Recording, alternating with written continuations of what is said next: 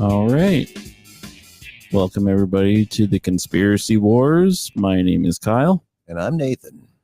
All right. So, how's it been this past week? No, not bad. Not bad at all. A little bit of a heat wave.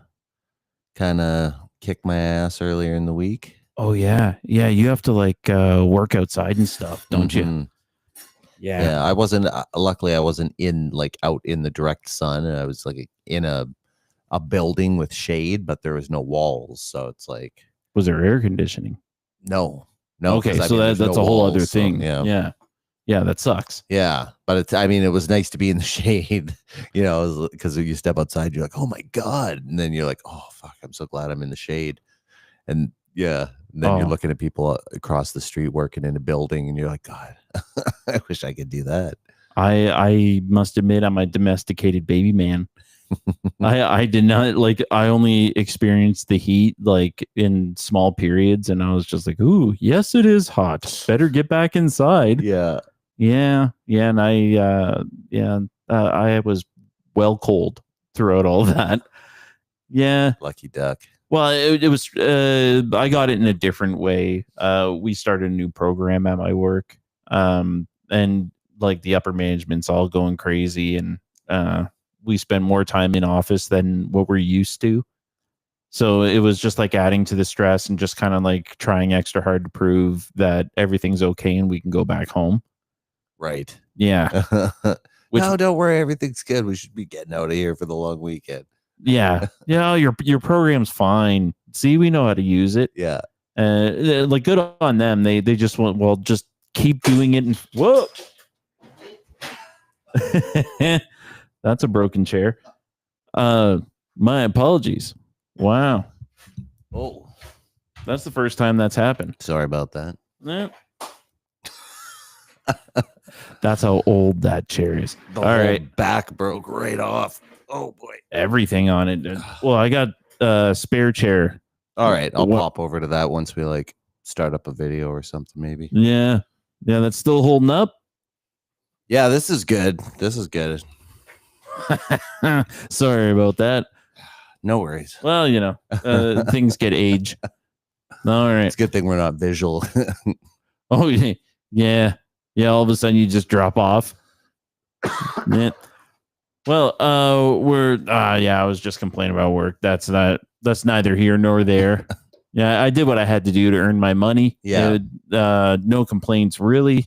But it was stressful, and I couldn't, look at the news as much as I wanted to and just kind of delve into what's going on. But from what I gather, it's pretty much stalemate still. Yeah, I think so. I mean, there was that whole situation with Trump and the, what do you call it? Ceasefire there, right? He was like, all right, we've got ourselves a ceasefire. Good night. And then literally while he was sleeping, they were like, and then he swore at the cameras. That was so awesome. Yeah, I loved that. They got no fucking idea what they're doing. Yeah. That was genuine anger. Yeah. Yeah. Well, yeah. I mean, he must have been fucking pissed the way he came out there. Now he looks like a complete idiot, right? It's like, oh, there's a ceasefire. It's great. We talked it out, everyone. It's going to work. And I'm glad this is over. It's finally over, everyone. And, and then they're like, oh, yeah. And so the reason apparently was a missile landed in Israel, and it was I think it was somehow it was an accident, and it didn't go off. So it was just a missile that landed in a field somewhere and didn't explode, and they took that as oh, that's it, broken. Yeah. And then they started lobbing bombs at each other, and yeah, they were like, oh, we have to retaliate. So they bombed some place. And then, that made them apparently it wasn't just they bombed some place. They dropped a large amount of bombs. Mm-hmm. Yeah. Took it as an excuse to do a huge bomb raid. So the most true thing that Trump ever said, and I got to hand it to the guy. He was right. They've been fighting so hard and so long, they don't know what the fuck they're doing. Yeah. And that, that's a good statement, that I agree with it. It doesn't help anything. Yeah. It was exactly what we needed Trump to do, but yeah, it's true. Yeah, I mean, to a degree. I mean, I mean, really, it's only been like what, like 70 years or something like that. I mean, 80 years. I guess, I mean, that's long, but it's not, in the grand scheme of things, when you're like, oh, it could have been like, 1,000 years of, war or something like that, right? Two Yeah. countries that, like, have been warring for centuries. But, I mean, we're not even in one century yet. Yeah, they only had the place for so long. Yeah, well, maybe some of them remember. That's the thing. They didn't just come in and start, having troubles either, right? Like when Jews first started arriving in Palestine, they were like welcomed and they liked being there. They wanted to like be part of the community. Like people were taking them in and like letting them, integrate, and was working out fine. Yeah. I always try to picture it in different perspectives, like the saying "as above, so below." Mm-hmm. If it's true on a country scale, it's going to be true on a household scale. Sure. Like a frat house of nerds, and then one guy that moves in and then just starts taking over. At first, we liked when he came in, and now. There's no room for anything. I can't enjoy what I enjoy anymore. One big, like, muscly bound super nerd. Yeah. Well, if we're staying with that analogy right now, that one muscly bound guy has done some horrible things to those kids in the house. Yeah. Had his way with them in the rooms, and, left them not nice. You nerds are mine now. Yeah. Atomic wedgies all around. He's probably going through a thing like Bigfoot on those shorts. Yeah. Took a bag of shrooms. I'm going geeked, man. Yeah. I don't want to go on a vision quest, let me tell you. Yeah. But yeah, I keep on hoping that the world is angling towards, like, instead of a bunch of different countries, we're just going to have like 3 or 4. Yeah. 3 or 4 superpowers, and then that's it. Well, and we're going to get along. Ironically, that's the end game, right? That's what they're going for. That's the goal of the New World Order, is to just like break it down. I think their grand plan, because I mean, they're never going to really truly be able to control places like Asia, I don't think. You know what I mean? The Chinese are just too different, I think. Like they've got such a history. Like I can't imagine that if there's like an Illuminati type, group that has all this power and stuff like that, that they're not, clashing with some sort of like ancient Chinese version of the Illuminati. You know what I mean? Who are like, we've been here for centuries. The Black Hand. Yeah. Whatever like it is. That. Yeah. Yeah. Very much so. Like, even right now, I was discussing the movie Ong Bak. Do you remember that one from way back? Yeah, those were great. And I was saying to my family, like, a lot of these people look more on the Cambodian side than the Thai side, and they were going, well, Cambodia used to be bigger than what it is today.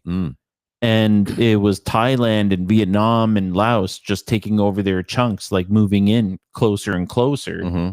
And there's a group of people that call themselves, like, they're Thai, but they still fly in a Cambodian flag. They still have their roots. Right. So they live in Thailand, but they're Cambodian, like, heritage still. They feel like they're part of Cambodia kind of thing, but they're in Thailand.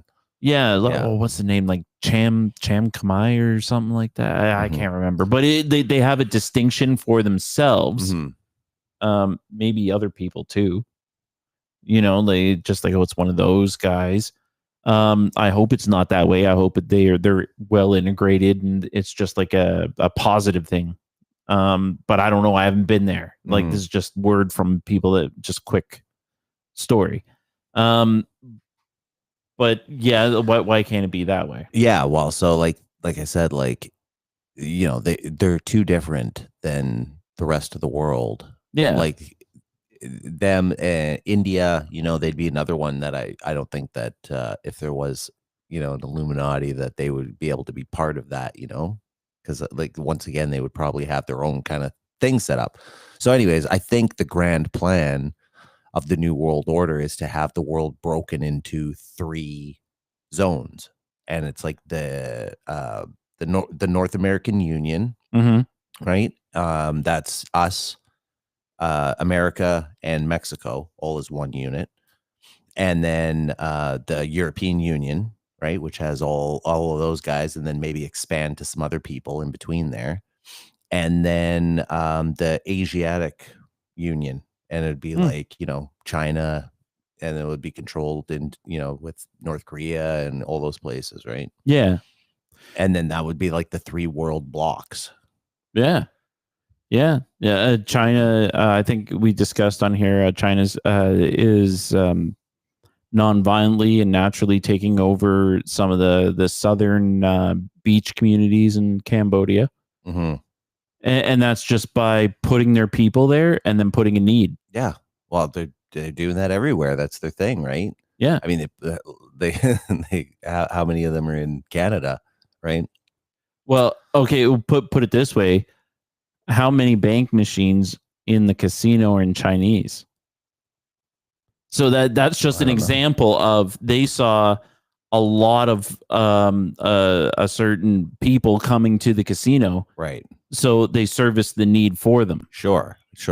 Yeah, you guys need a bank machine. I'm going to make sure you read it in your language. I'll make sure you're not scared from it. Yeah. Right. And China's doing that in other places. Like just kind of, oh yeah, you can work here at this hotel, but can you learn Chinese? And we're going to be speaking that because that's the only people coming and going. And then, oh yeah, sure, fine. Why not? After a while, that like, are you Cambodian? Or are you Chinese? Right. Yeah. And I say myself, I would speak, I'm putting this out there in the world. I would speak any language if it meant comfort for me and my family. Right. I'd pay tax to any country. I'm not stuck on a flag. You'd be speaking Russian or. Oh, yeah. Yeah. Healthcare, if they can mimic what I got now, because I like what I got, I don't feel a need to move away. Sure. Even though like we can debate that one, Yeah. But I don't feel a need to move to any other country. This one's pretty good, and I'm pretty good with what we got right now. If China did that, if Russia did that, I would not care to go to those countries. But you will hear people that are stuck in our war ways with Israel, Palestine. No, not those people. I don't like their style. I don't want them around.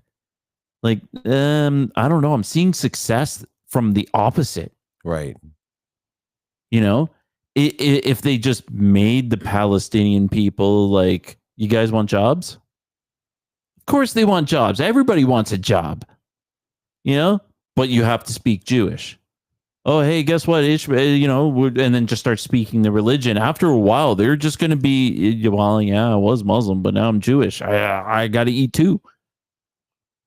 Yeah, people do what they got to do. Yeah. Have they considered that, or is it still just racism?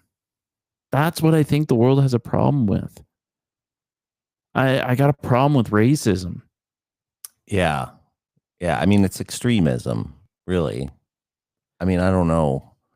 I wonder sometimes, I'm like, is racism real, or is it just... Yeah, I don't know. Is it something else? Is it like, just extremists, Like the example being put out last week of Netanyahu, or Bibi as they call him in the news. I like that word. Bibi. It makes him sound so lovable when he's not. That he said over the span of like 10 years, Iran is going to bomb us with a nuclear bomb tomorrow. Oh, yeah. Like a backwards. Yeah. Again and again and again. And then he threw a bomb at them and like, they're bombing us. It was going backwards, like it was like starting now. And then like every year, back what he was saying. And like, as it was going back, it was getting further, it was getting like more and more ridiculous with the time almost, it was like they're 2 years away, 1 year away, 6 months. They could be ready in a matter of weeks. It's happening tomorrow. Yeah, tomorrow. Then all of a sudden it's 3 to 5 years within the decade, like. And then what we saw in our time, him go, fuck it, and throw a bomb and then pretend like it didn't happen. Yeah. Like, so there's this whole ring of incidences basically that kind of have been tied loosely to Israel as false flags. Like, you know what false flags are, right? Oh, yeah. So, like, famously, like 9/11 was considered to possibly be, a false flag, right? Yep. But they, now I forget what I was going with that. Getting somebody to punch you so you can start claiming, this place is violent. Yeah. So, something to that effect. To that effect. Yeah. Yeah, like going into a store and then paying somebody like to kick out your legs, and then it's on camera, and then you sue the store to get money. Right. Yeah. That's the extreme deception. The extreme end. Yeah. I hate it. The Ponzi. But that's why we're talking out on this one, is that there's so much that it goes wild into these wild categories. Mm-hmm. And then, like, what's true? What is the truth?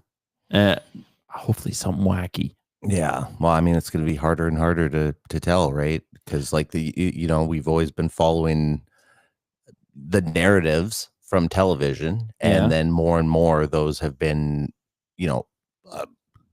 moved away from television into social media, and then they're still clinging on to the older demographic, right? Like our parents still watch all that, right? Like that's where my mom still gets all her information. So she's got a completely different narrative from everyone else, who's, everyone's kind of just basically fed what they believe.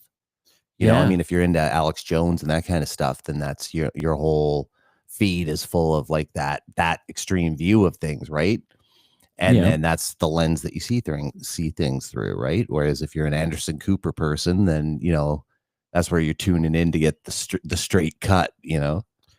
Like why? And I mean, it's hard to accept. That's the hardest barrier to accept. Is like, why would these people be? What are you telling me? Like this person is a bought and paid for government person who would willingly lie? Like, well, wouldn't they? Their boss would come on and say, "Hey, that's a lie." Like they can't comprehend at any level that's how things could work along the way. Well, the going conspiracy, and it's popping up, I fear, at a dangerous level in the news or in my feeds, of just saying that this whole lie, the media, everything is all this Zionist movement pushing for that. Yeah. I don't like that either. I was just listening to Candace on the way over here. Yeah, she does a lot of that. She angles towards that, and I'm glad someone's saying it. Yeah. I just don't want the hype to get too high, and then you're hurting innocent people. Sure. Yeah. Well, so anyway, she was doing this thing. She's realizing this narrative that's come out basically, where a couple of different people have been on the news, and saying, like in interviews, we really have to stop these people like Tucker Carlson and Candace Owens, and then she's like, well, I kind of thought that was weird that like I heard them, why bring us both up together? And then someone else brought it up too, like in another interview. And she's like, what, like, why are these people mentioning us both at random in the same, the same breath, basically? It's almost like it's scripted, right? So she asked, like on her website, she put out a thing like, I'll offer $15,000 if you can provide me with proof that somebody is sending out, emails asking people to do this as a script, basically. Yeah. And so she ended up getting someone who sent her a copy of the email they received as a church pastor. And so every church pastor in America, I wouldn't say every, but they're targeted, are sent these blanket emails from these organizations, like, you know, I forget what it's called, but you know, you can imagine like the as an example, be like the Jewish Defense League or something like that, you know, and it's a company like that, and they're sending out this thing that's like, you know, like lately we've been having a lot of trouble with people commenting about, you know, Israel in their platforms, and they've got a wide reach, you know, and it's very condemning to our people and this and that. And we would really love to, you know, in solidarity, to have your help. You know, if you could just mention some words about how people can't fall prey to this kind of mindset, and it's really harmful and whatnot, you know, and basically give them the spiel. And they're like, if you could find you know, find it in your heart to do that and send us a recording of your sermon, we will donate $2,500 to your congregation, you know, as a you know, show of solidarity between us.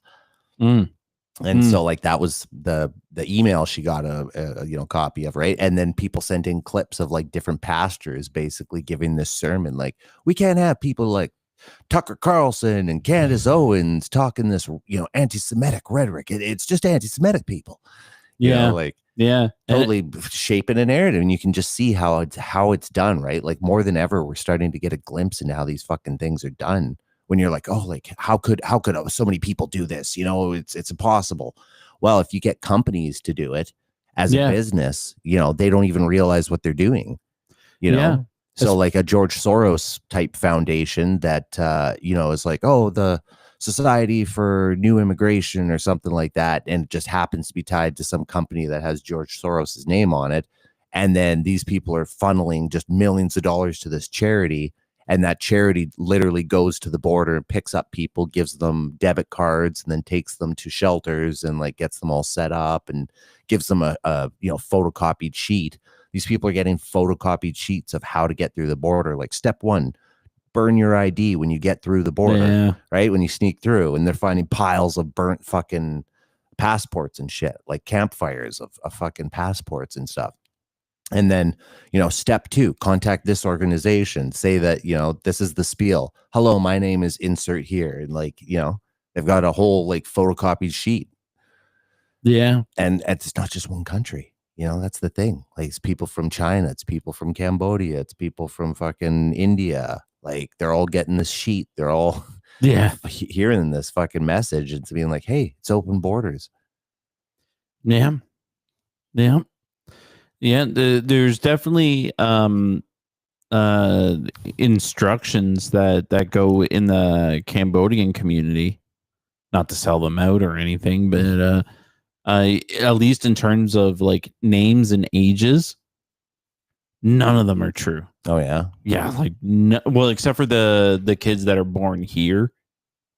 But when it comes to like coming from there to here, I think 90% of the people I've talked to have chosen new names. Like, what's your birth name? And it's like completely different. Sure, because it's like, you know, something really hard to pronounce or something, right? Like Bong Chok or something. Yeah, and then then they come here and now they're like, you know, Sam Thompson. No, it wasn't like that. It was another Cambodian name. It made it even more like yeah, what? That is Why? Weird. Yeah, like yeah, just because you have the opportunity, right? Like, hey, you're going to Russia, and like, hey, so we do speak English here, but since you're coming to Russia and you're going to be one of us now, we're going to let you just, you know, write down your name. Whatever you write down, that's going to be your new name, right? So you're like, hey, well, I always wanted to be fucking Lance Uppercut. Yeah, a big strong name. Well, doing some thinking on it, they just went through a genocide, so the survivors of it like probably don't like, I'm a whole new person. I want to just new life, new everything, right? And then that just kind of caught on, and then became tradition. Just an echo of from that time, maybe. I don't know. Yeah. So, am I killing it just by taking another direction? No. 3 or 180. Let's do 180. Yeah, let's do a 180. So, I should have had the videos called up for this. Well, you have. I posted a couple. We can look at on. There should be right on our X page there. Yeah, is that our screen share? Yeah, that is. Okay, so that's what people are seeing right now. Oh yeah, absolutely. Yeah, so That's not it. No, no, I don't think that was it. No. Oh, maybe did it get taken out? Oh, no. Well, that's weird. wasn't that one? No, those are from last week. Those ones are from last week. But I thought I just posted one on here. Maybe it got taken off. That was about. Maybe that's it. Might be. It was just a clip of AI. Yeah, here we go. All right.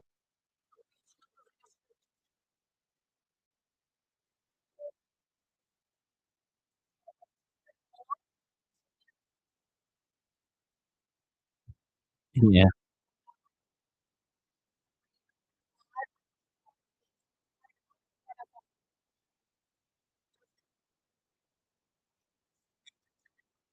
Yeah.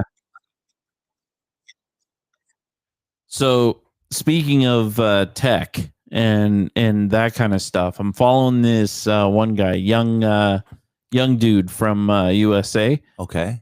He's an aspiring wrestler. He's in WWE school right now. Oh yeah. That's not why I'm watching him though. Yeah, I'm watching him because he just kind of popped up from buying cowboy boots from the dark web. Oh, is that okay? I've seen that guy, and he got it with a tracker inside it. Correct. Yeah. So that same guy, Yeah. he's all into like all that hacking and stuff. He knows his shit. Yeah. Like he's a smart dude. He found a chat bot on the dark web called the Beast. Mm-hmm. And you can just chat with it just like any other chat, and it talks to you like it's some kind of like satanic monk. Okay. Like, my child, time in the shadows, blah blah blah. Yeah. And it was asking for things, and it started asking him for like Raspberry Pi, the not the food, the actual board. It's like a miniature computer. Yeah.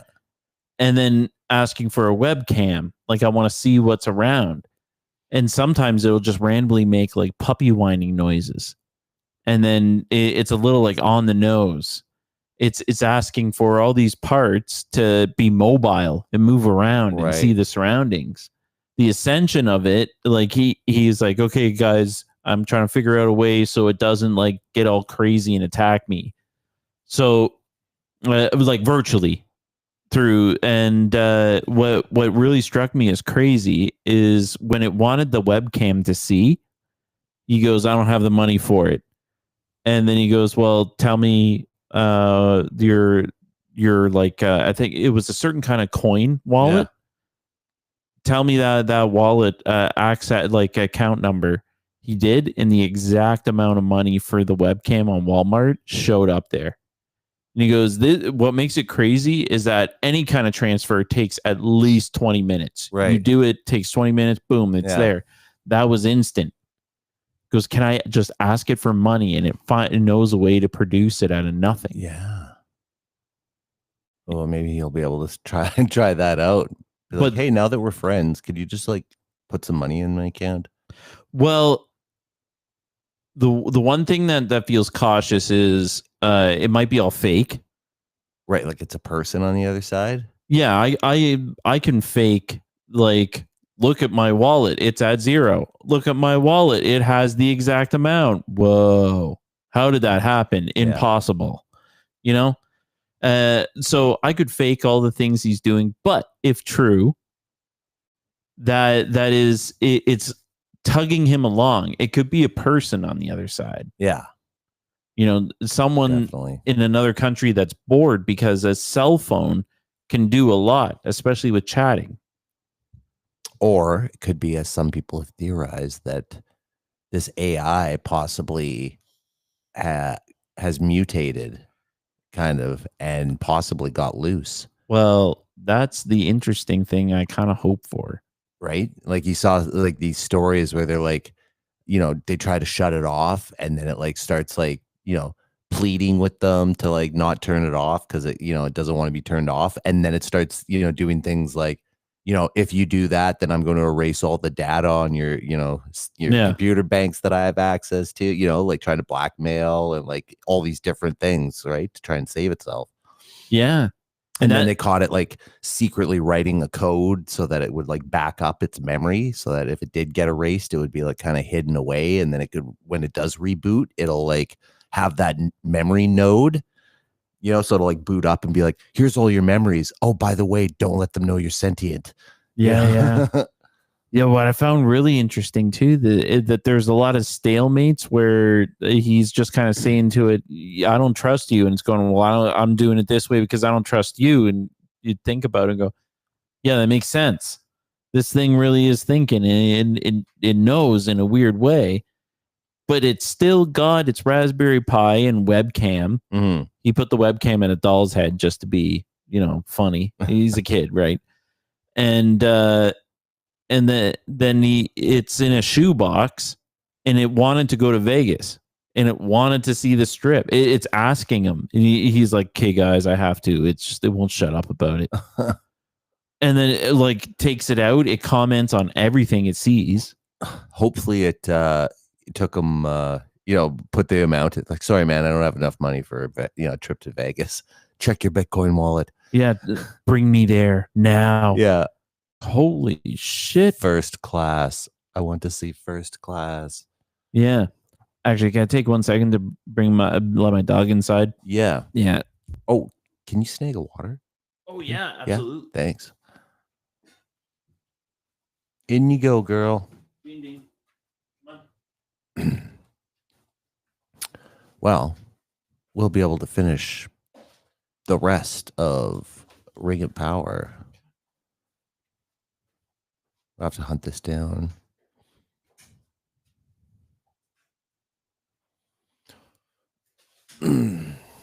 Dead air.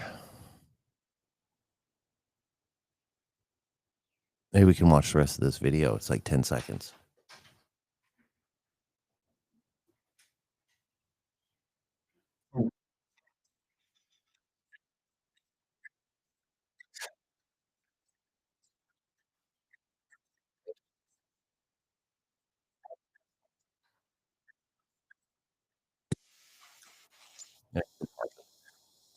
Play the end of the clip. Oh, it's just playing that. Yeah. Yes. That's Dane Calloway. Yeah. Shout out. I recognize that voice. So all this AI stuff, it's making me think of what our future could be. And one of the things I'm thinking of is all the tracking. So tracking in what people consider private is going to disappear.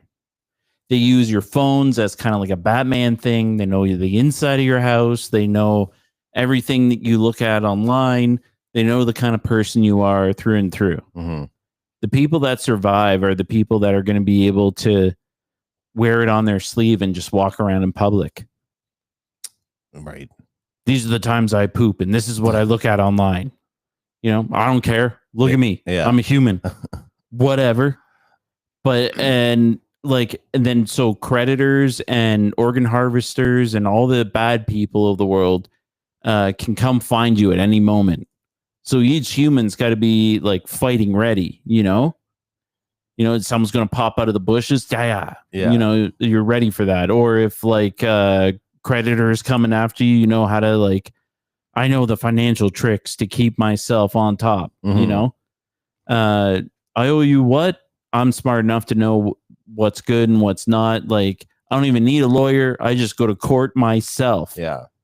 That'll be like the breed of human while everybody else kind of drops away. And then we ascend to that apex. That's my prediction. Yeah. That's probably pretty solid. Survival of the fittest. I mean, I feel like someone was saying the other day that this whole AI thing is seeming like just a giant way to surveil everybody.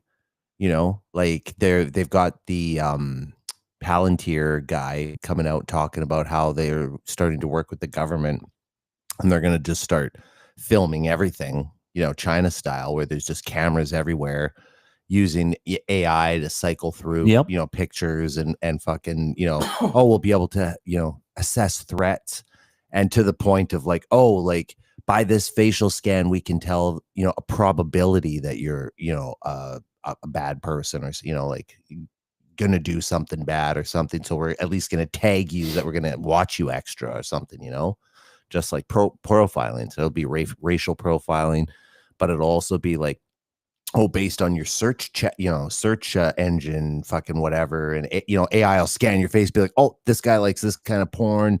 These are the kind of fucking political things he's into. He's a fucking, Trump supporter, this and that, or whatever. And then that'll make you target that way. Yeah. And I keep on hearing that it's a very, very bad thing. And I get it in terms of like maybe religion and politics. So on my street right here, all the houses we see in front of me, it's none of my business who they voted for or who they worship. Mm-hmm. I really don't care. They're allowed to do that. But I forget where the point I was going with that one, but yeah, tolerance is best. Anyways, I have a cool news story to share, and let me just bring it up on the screen. I gotta.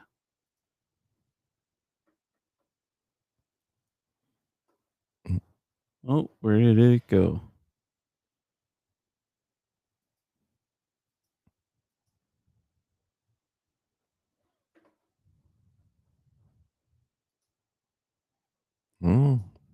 Sliding away. Yeah.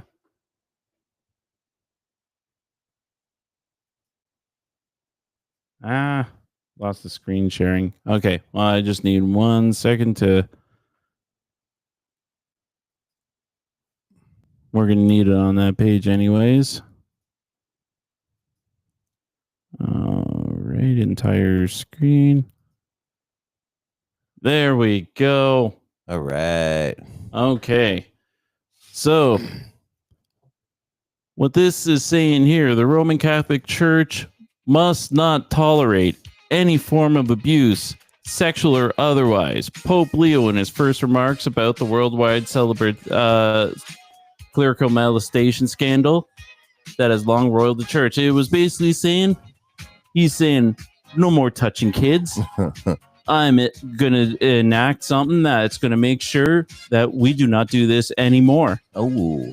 He even said that the media and the journalists that broke the stories and then brought these priests into the light are the real Christians. Oh, there you go. Booyah. Interesting. Well, it doesn't cure anything, but like it's a huge step in the right direction. I'm starting to like this guy. Go up a bit? Let's see. I haven't even seen what he looks like. Okay. He's American. Yeah, I heard. Yeah, the first American pope. Yeah. Tricky, though. I mean, that's the thing. If he's saying a bunch of this stuff, it's like, oh, maybe he knows that's what people want to hear, Yeah, because something's about to go down. He's consolidating power. Yeah. Oh, I like that thought. Yeah, something like that. He doesn't look like a dumb guy either. I've got a headline like that from January 1st. Yeah, January 1st, 2001. And it was just a picture exactly like that, with the Pope waving just like that right after he was inaugurated. Or no, it wasn't after he was inaugurated, but he was waving just like that picture. And it was like the headline said, Pope declares new world order. It was a CNN headline at like 12:01 in the morning on January 1st, 2001. So I like screenshotted it and fucking saved the whole thing, because I was like, wow. It was only on CNN.com or whatever. Like, it wasn't like, any mainstream news or anything. So it's just like, those are the kind of things, like, I bet that article was up for a week or something and only on their website. So if you didn't read it, you never saw it. Yeah. You know? See, our media has to choose words way better. Hyperbole has gotten like way out of control. Well, that's the thing, and they know that. So when they use certain things, you know what they're doing. Like part of Freemasonry and all these secret societies, a portion of it is showing it off, right? They have to show you what they're doing, and then because the a part of the their doctrine is like their belief in karma. You know, they really do believe that there is like some level of retribution, right? But they've got these fucked up ideas of how they can get around it. You know, it's like, oh, like it's okay if we molest a child, but like it's a full moon, we'll be okay. You know, like that's how they get away with it, basically, because they do all this crazy, wicked, satanic shit, but then they're worried about fucking like, oh, like if we don't tell people that we're about to fuck them over, then it's gonna like be bad karma for us. So that's why we have to like put out these symbols and stuff like that. So it's like that we're telling them, but they're so stupid they can't see it. That's not our fault. That's their belief. Like, you know, their reasoning behind it. That's why they put out all the symbols and stuff. It's to say, hey, this is us, and we're being right in your face about it. And if you can't see it, that's your fault. For that to be kind of like they would only have so the getting around it is so they get into heaven later, right? I don't know about that, because I'm pretty sure that most Freemasons especially are atheist. Or something to do with the afterlife. Like you're trying to escape guilt, right? Maybe, sorry, not atheist, sorry. Gnostic. I think that's it. But like, because I think to be in those secret societies, you have to have a belief in a higher power. That's one of the the things that you have to be accepted into the club in the first place. Is you're allowed to believe in any god you want, but it has to be a higher power of some kind. That part checks out. It was the part about like getting away with molesting a kid because it's a full moon. Yeah, well, so they do their stuff. However, they think that oh, these rituals are going to bring us power, and that's the kind of weird shit that they get into, that they find out about later as they get higher and higher, right? Like you start doing more fucked up shit as you get more and more along, right? And they get more and more blackmail on you, like, oh, like you've already helped us do all this fucking illegal insider trading, like, we could turn you in, or all it would take is a call from my buddy down there at the station. He's gonna believe me, because the people who are in power, like the really high ups, they've got all the strings, right? So yeah, hey, I know a guy at fucking all the news stations and whatever, like we can spread this story about you being a fucking child molester, even if it's not true. By the time it comes out and all cleared, your name will be fucked, right? So all you got to do is vote no on this upcoming bill, okay? That's all. We're not asking for the world here. It's just little things like that, right? Yeah, but it's always done through well-distanced intermediaries, right? Like when people want to fucking, oh, we can't have this deal go through. Well, you tell fucking your guy who's, the head of the union, and he's going to tell his guy who's, fucking number 2 in charge, and then he's going to send it down to fucking his guy who goes out and spreads the messages to everyone, right? Mm-hmm. Yeah. Even they don't know who it's coming from, right?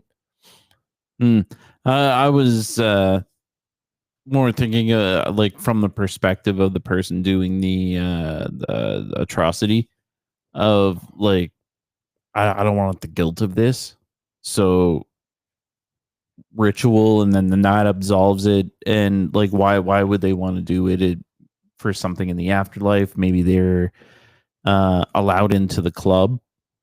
Yeah. Wow. Like Skull and Bones style. Like, you did the thing. Because you did the thing, you're in with us now. That's where people believe that it's the Satanist angle. Yeah. Because like once you get into the the Satanist side of it, then it's like that is your religion. So it's like you've been indoctrinated into this, and now like you're going to your satanic services and stuff like that, and they're, you know, what's good is bad, you know, what's good is bad and what's bad is good kind of thing, right? Yeah. Satanism inverts everything. Even that Nexium cult, Yeah. they use that, and the way they did it was like so lame. I heard they would just like get whoever woman to strip down naked, take a picture, and like, now I got this, and that was enough blackmail. Please don't put that out on the internet. Yeah, like that if you're comfortable with being naked, you already have a superpower. Right. You know, I have this photograph of you naked. Where did you get that? Like me getting out of the shower? And can I get a copy? Because I look great. Yeah. You're going to put it out there? Go ahead. Can you run through a filter though and just kind of brighten my cheeks a bit? Yeah. I don't put myself in any kind of situation where like it is like a sexy picture. It's going to be a picture where like people are going to look at it and go like, whoa, what is he, like going from one room to another changing, or like just some normal, like mundane everyday. And that unfortunately happens to a lot of women. I hear they get caught in the some peeping Tom, and then they're bought and sold on the internet. Oh, really? And don't even know. Oh, wow. Yeah. Yeah. What was the one problem? Dudes were hanging around high schools and taking pictures of teens Mm-hmm. and then putting their heads in pornography. Oh, okay. Yeah. Sure. Interesting. It's a pretty cheap version of it, but Yeah. yeah. And I've heard some stories like you know, from podcasts or whatever, where they, you know, like advertisements for podcasts basically, but they were like, you could see the girl was upset and she was like, you know, falling victim to blackmail because people had pictures of her naked, but they were all fake.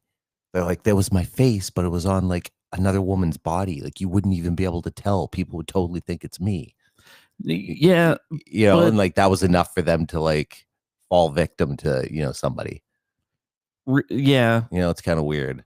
Real or fake though, and we all hope that they're fake.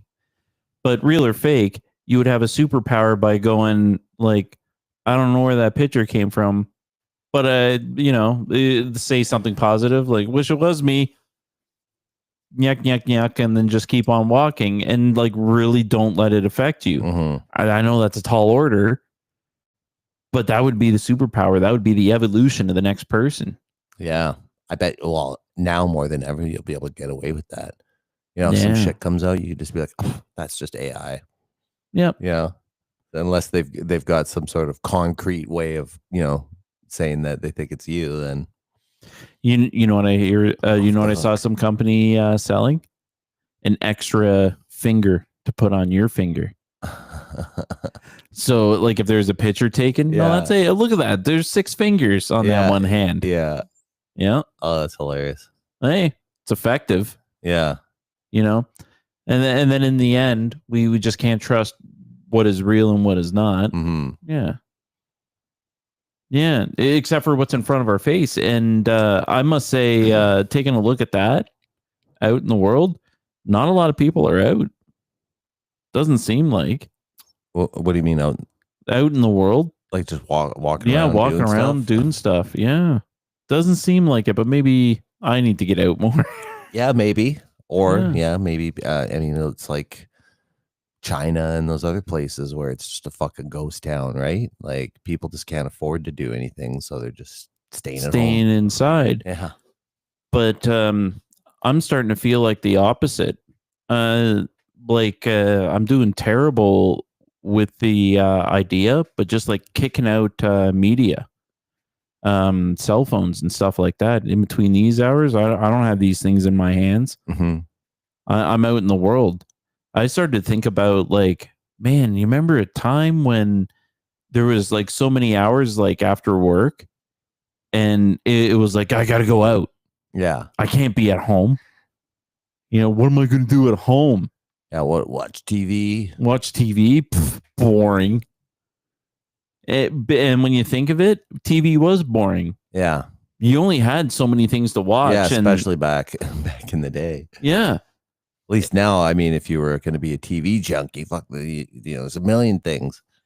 Yeah, I couldn't even get TV junkies, like, because like back then they would watch anything, like, oh, Golden Girls is on. I'm like, man, I've seen that before. And, I've seen that. you This know, is the one where Rose fucking gets an STD. it felt better to just like even play a game of pool for a couple hours. Yeah, Just was go out always and my do go-to. that. Yeah, Growing up, go out, do that, come home. that and Denny's. Mm. That was our big thing in my small town. We'd go out, like, especially when we were underage. Oh, But yeah, we would just like fucking go out to, at like, I want to say like 7:30, 8 o'clock or something like that. We'd like walk for like 40 minutes down the road, down to the fucking Denny's, and then sitting there and fucking, it was, 24 hours, right?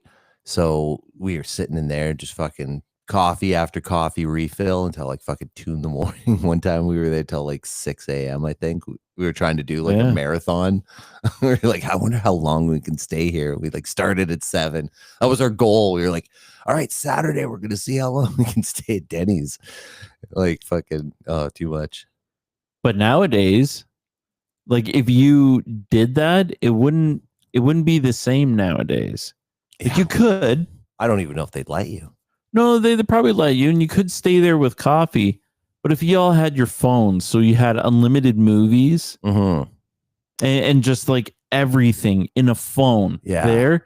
Oh my God. You could have done that 3 times over and it wouldn't have been that big of a deal. Yeah. Yeah, I guess you'd just be sitting there and you'd both be watching like different movies while you're having a coffee. We actually used to, like, sometimes we'd bring in like a game of some kind.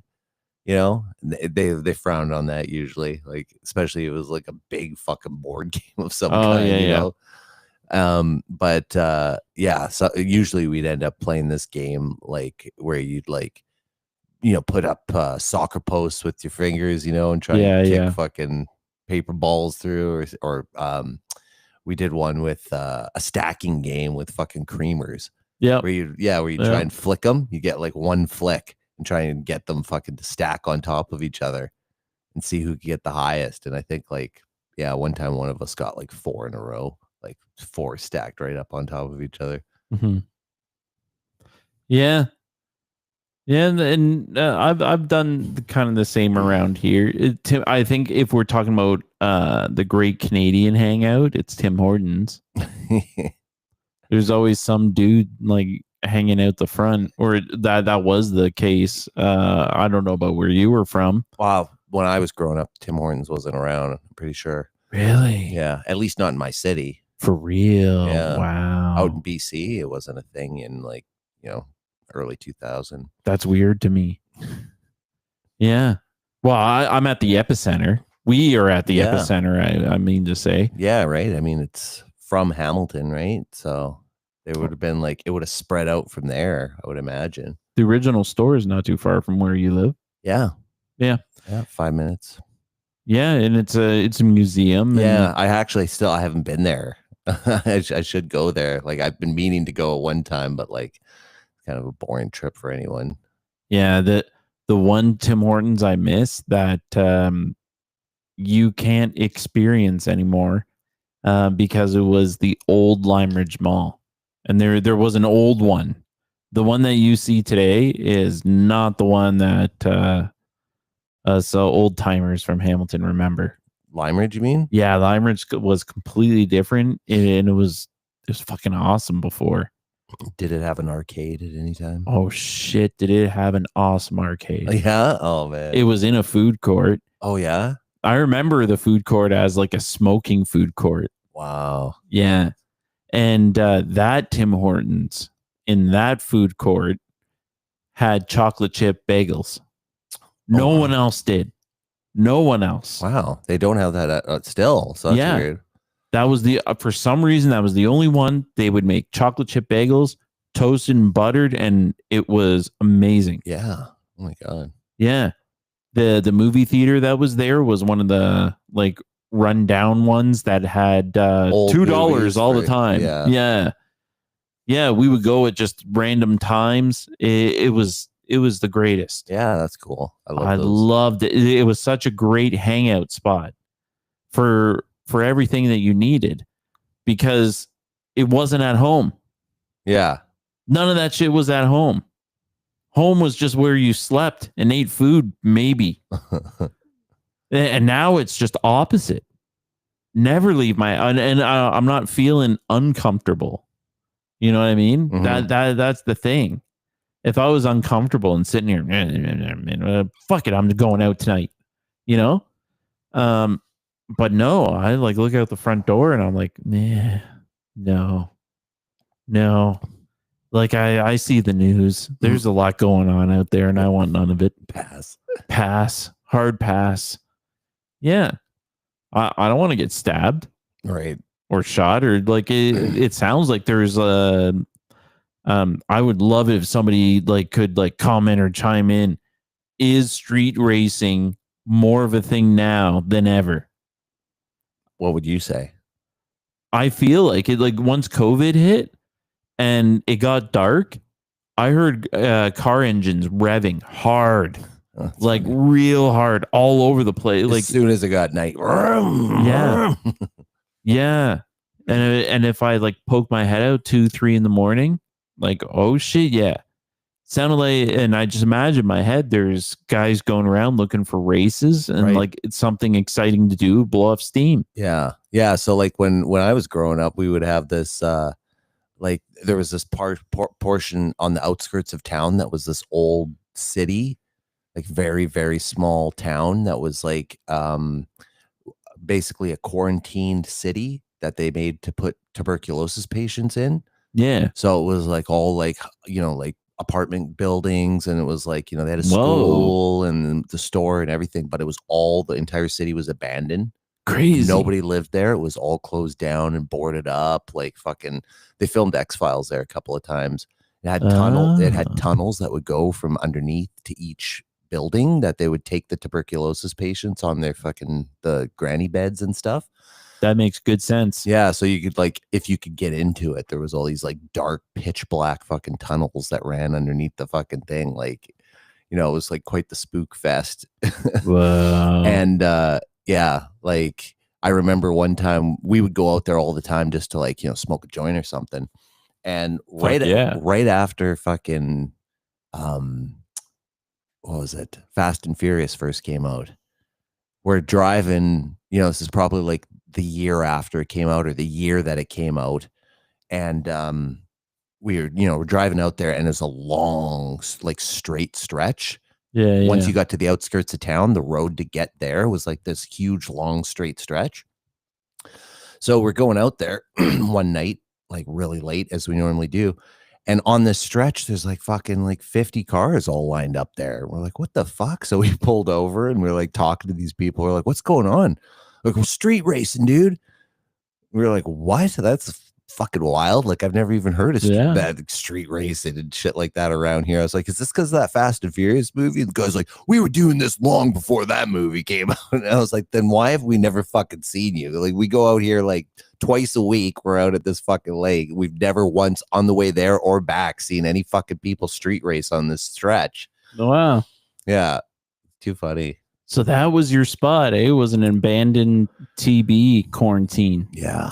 That was one of them. That's hardcore. It was a spook fest, but you know, more and more, like we used to go out there, used to be able to just stroll around the place, right? And like there's fucking like, you know, open buildings. It looked like an apocalyptic fucking like a town that had been bombed or something like that. You know, all the windows were missing and fucking, you know, sign would be like just swinging in the wind or whatever, right? But it was like there's a school and there's a fucking dentist office and there's a, you know, an apartment complex. And I actually had a buddy that lived there when he was a kid, like in that fucking city. He had TB? No, but they had closed it down as a tuberculosis clinic in the like 70s or something like that. And they turned it into low income housing. Oh, yeah. And so it was like, yeah, they were like, oh, let's just stuff a bunch of like low income people out, and they were literally on the outskirts of town in this little, part that they, couldn't get away from, basically, because I mean, I guess they didn't have the means, Yeah. probably didn't have a car to drive into town. So, they got their own little town here. And yeah, then what happened sometime, and they just shut the whole fucking thing down. Probably when I was in grade 6.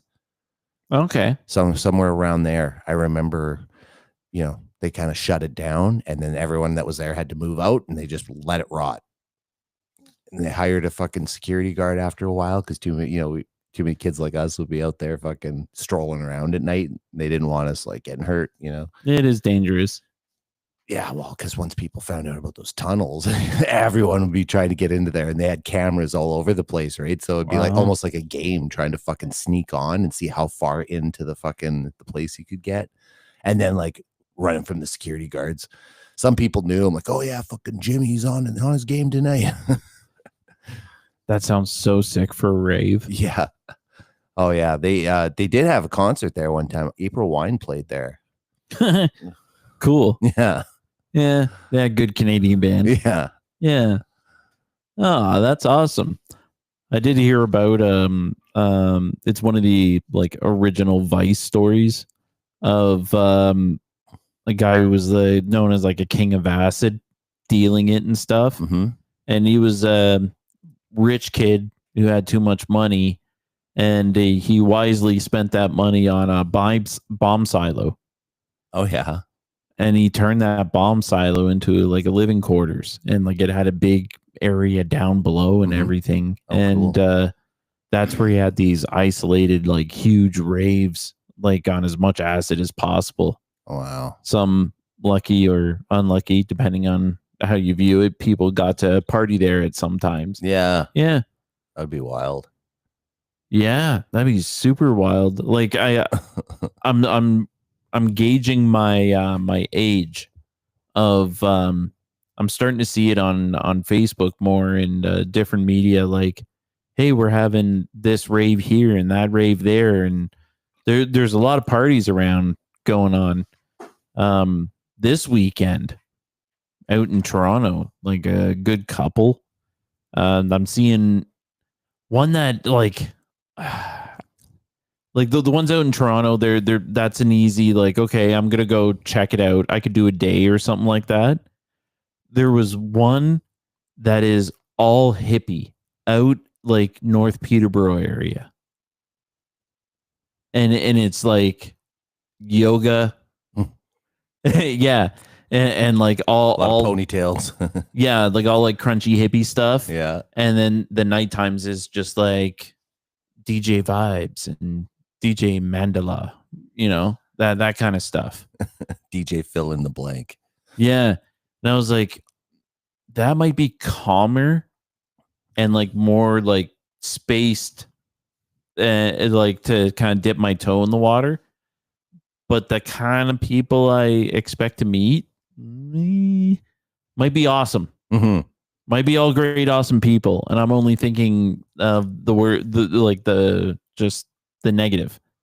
And from my youth, when I met those types of people, it's been okay for like a little bit, and then it just kind of goes way off the rails.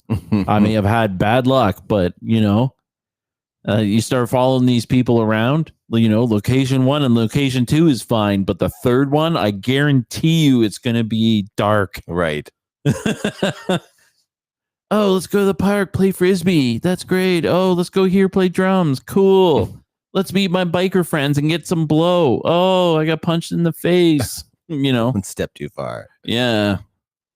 10 times out of 10 always happens. Yeah.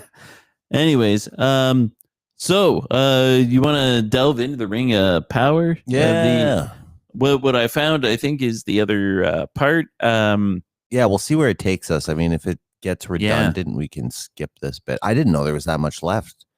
Yeah. 18, 450. Yeah, so there's like more than an hour left.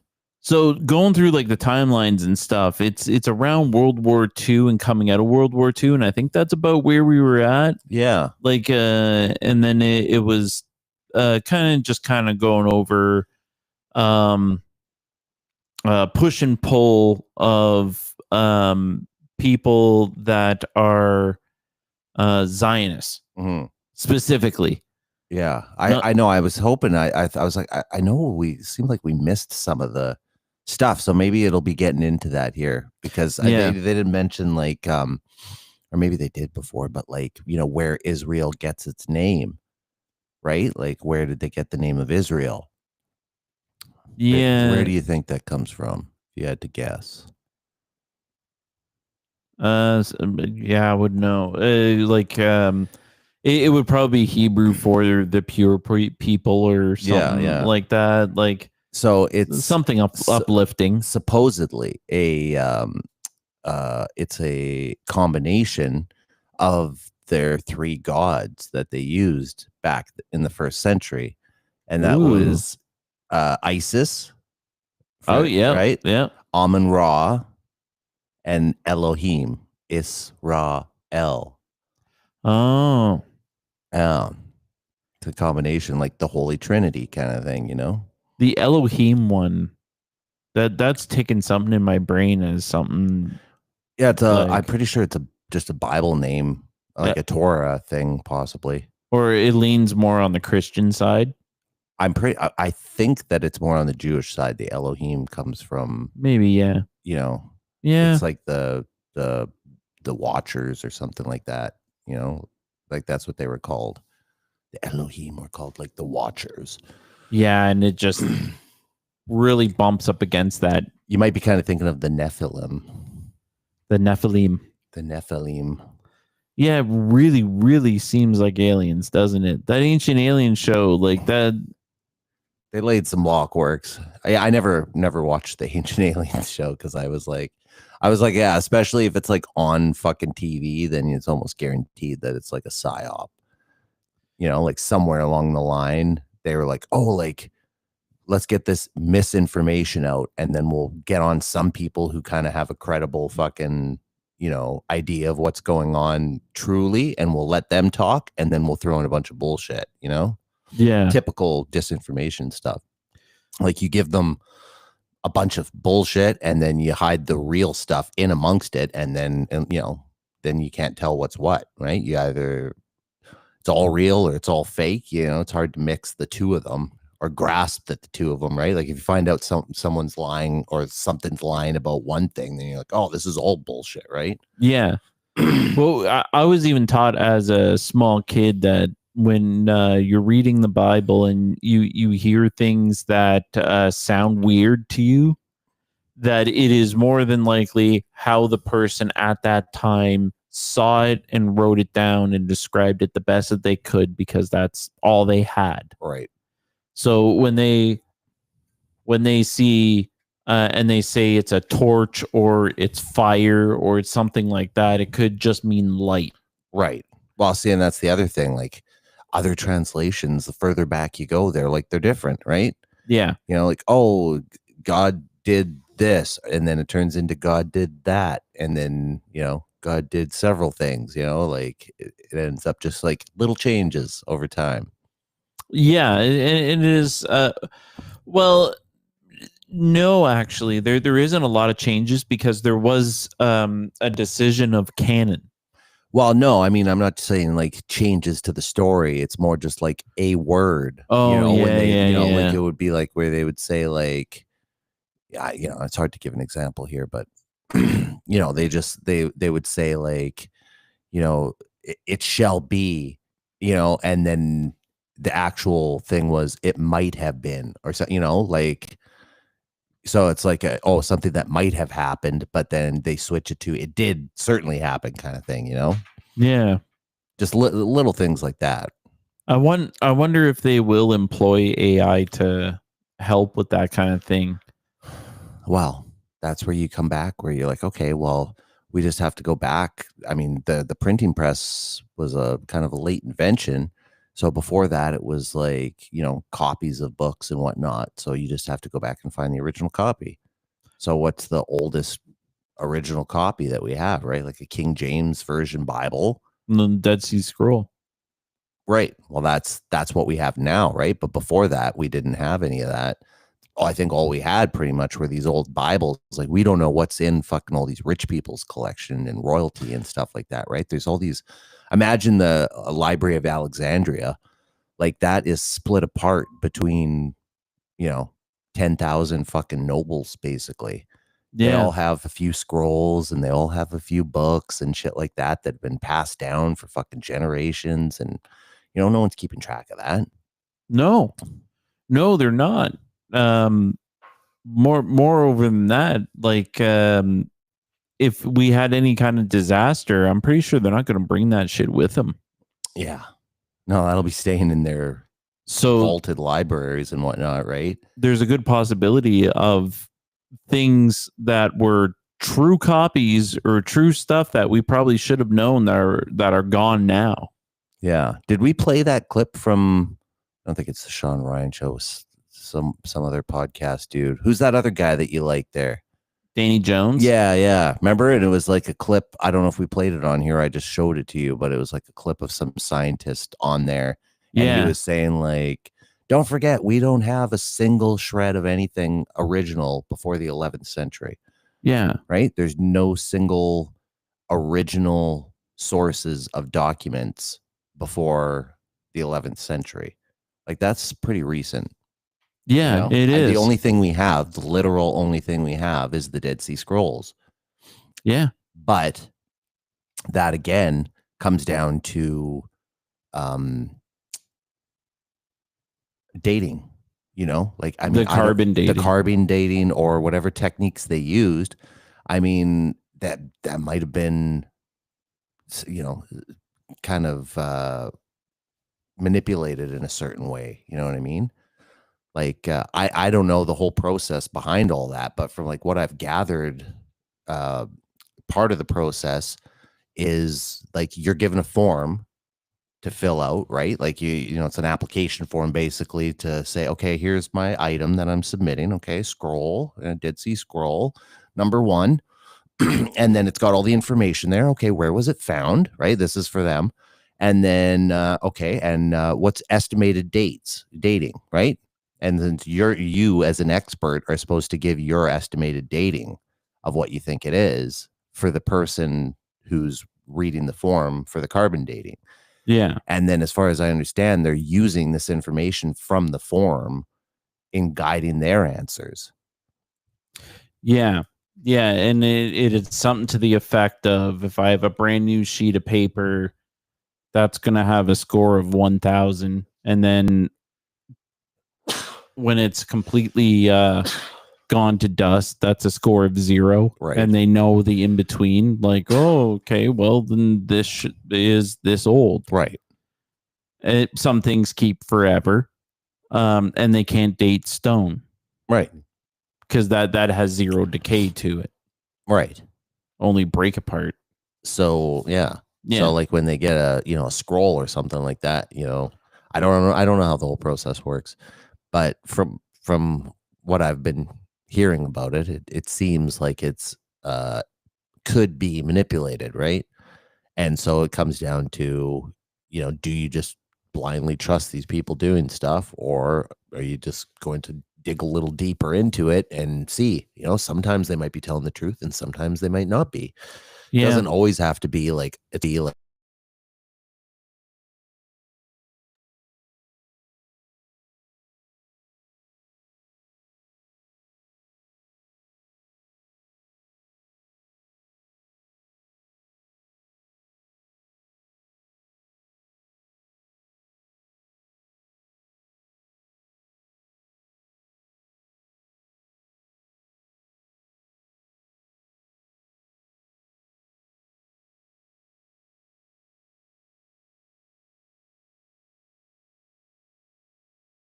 rolling.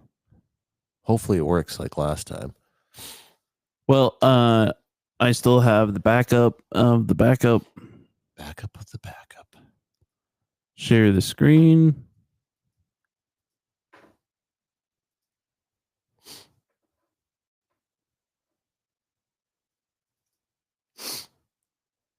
And then this is going back to YouTube. Which had been stolen from the Jews. It is a well-documented fact that Pope Pius XII lent his support to the anti-Semitic Hitler and his Nazi regime. Nazi.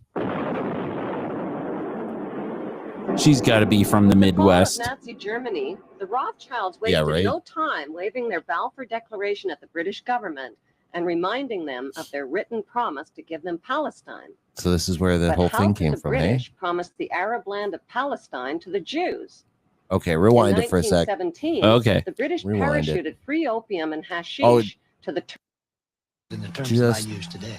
If you double click on the left or the right of the screen, it'll go by 10 seconds.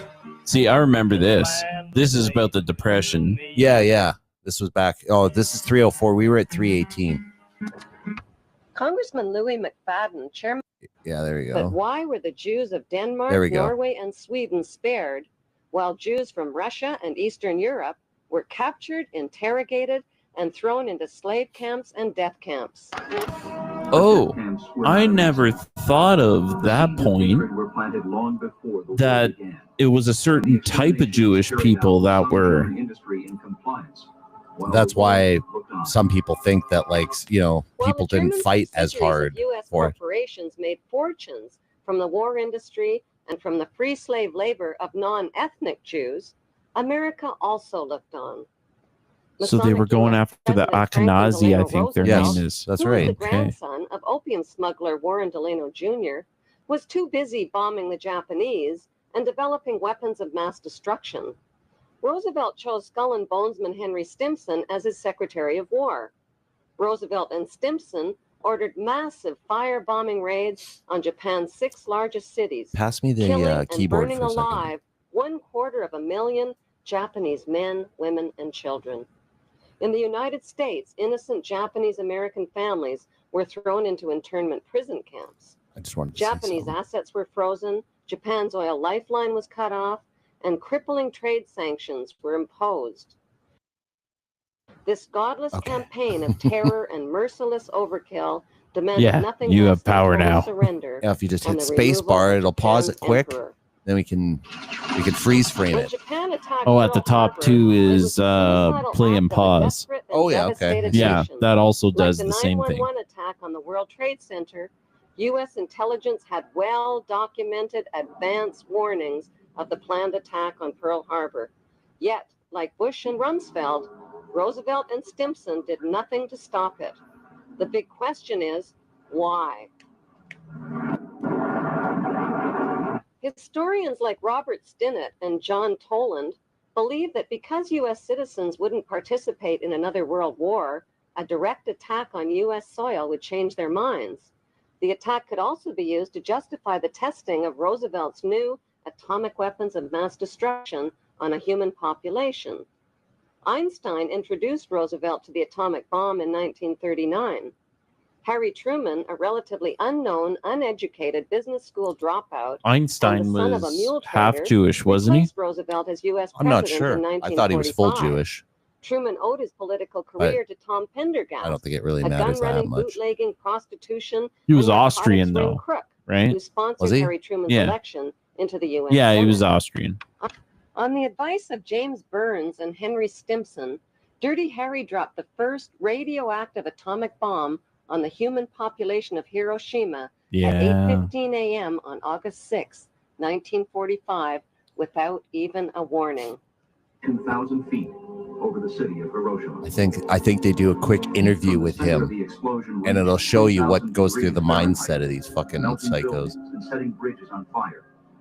Rivers and streams throughout the city began to boil. You know, it'd be good to watch Barefoot Jen. I'd like to put like not the full thing, but at least when the bomb hits. Have you heard of this? No. Okay. You can, so Barefoot Jen was a bomb survivor. Put his experience in the only way Japanese people want to express themselves, I imagine, is anime form. Yeah. Which was comic, but it is so impactful and horrifying and true that they give that as a gift to anybody who wants to start a nuclear program. You want to start a nuclear program? You want to edge towards getting a bomb? Look at this. tell me about it after. Like, now do you feel like a bomb is a good idea? Mhm. And they made it into a cartoon because the same reason is horrifying, and it's a must see, so you understand what the bomb does. Mhm. It's not regular. And regular bombs suck balls, and this isn't regular. Well, yeah, kind of, but I mean, when they were bombing like Dresden and stuff during World War II, they just had regular bombs then, but they were using these things called phosphorus bombs, right? Where they would drop they're it, fucked, dude. right? And so at the time, they said that there was a column of fire, like a tornado, 3 miles high, 3 miles, Yeah, right? Like that's almost the full atmosphere, right? Like. and phosphorus burns through everything. Yeah. Yeah. So you can imagine, you know, an atomic bomb would be probably pretty close to that, right? Did we ever watch that video? No, I don't think we did. We'll have to watch that again. I know we watched Galen Windsor, right? You know, talking about how like the nuclear material and stuff wasn't as dangerous when, you know, he was doing, right? He was swimming in the pools and drinking the water. Yeah. And putting that black shit on his tongue. Yeah, licking and it with the Geiger counter. And he's like, I'm doing this all over the country. But Yeah. they showed him in this other movie, and it was called Nukes Aren't Real, I think, or something like that. But we'll have to watch that because it shows a lot of the footage, and you're now watching it now, and you're like, oh my god, that's like fucking claymation set. You know, they're like, here's the power of the bomb, which makes it like when they say it's not real, it makes it hard to like, if I'm believing that this kid did, or this man put his experience in the comic form and then cartoon form later, that was not true. And if no, nukes as we see them aren't true. That doesn't mean that giant bombs can't be real. But what's the difference between giant bomb and a nuclear weapon, right? And what this giant bomb did, what this person experienced, was more than horrific. Right. And you know, when you listen to these you know, people that got bombed during World War II, I mean, they were jumping into the lakes, you know, the rivers and whatever, to try and escape the fire that was coming. Like I said, like 3 mile high fucking, you know, flame tornado. They're jumping into the rivers and they just were boiling. Yeah. You know, so it probably went through the water as well. Probably, right? So what is the difference between that and a nuclear bomb? Maybe not a whole lot, right? And especially when you look at the aftermath, you know, they start showing these like pictures of, you know, like, here's a picture of Hiroshima. Now here's a picture of Dresden or whatever. And then they're like, now here's a picture of Hiroshima, or, you know, where not Hiroshima, but like, where was the other one, right? Like Nagasaki. Yeah. So like, here's a picture of Nagasaki, right? And it looks all destroyed. And then he's like, actually, that's not Nagasaki. That's, you know, this other place in Europe right after they just bombed it in World War II.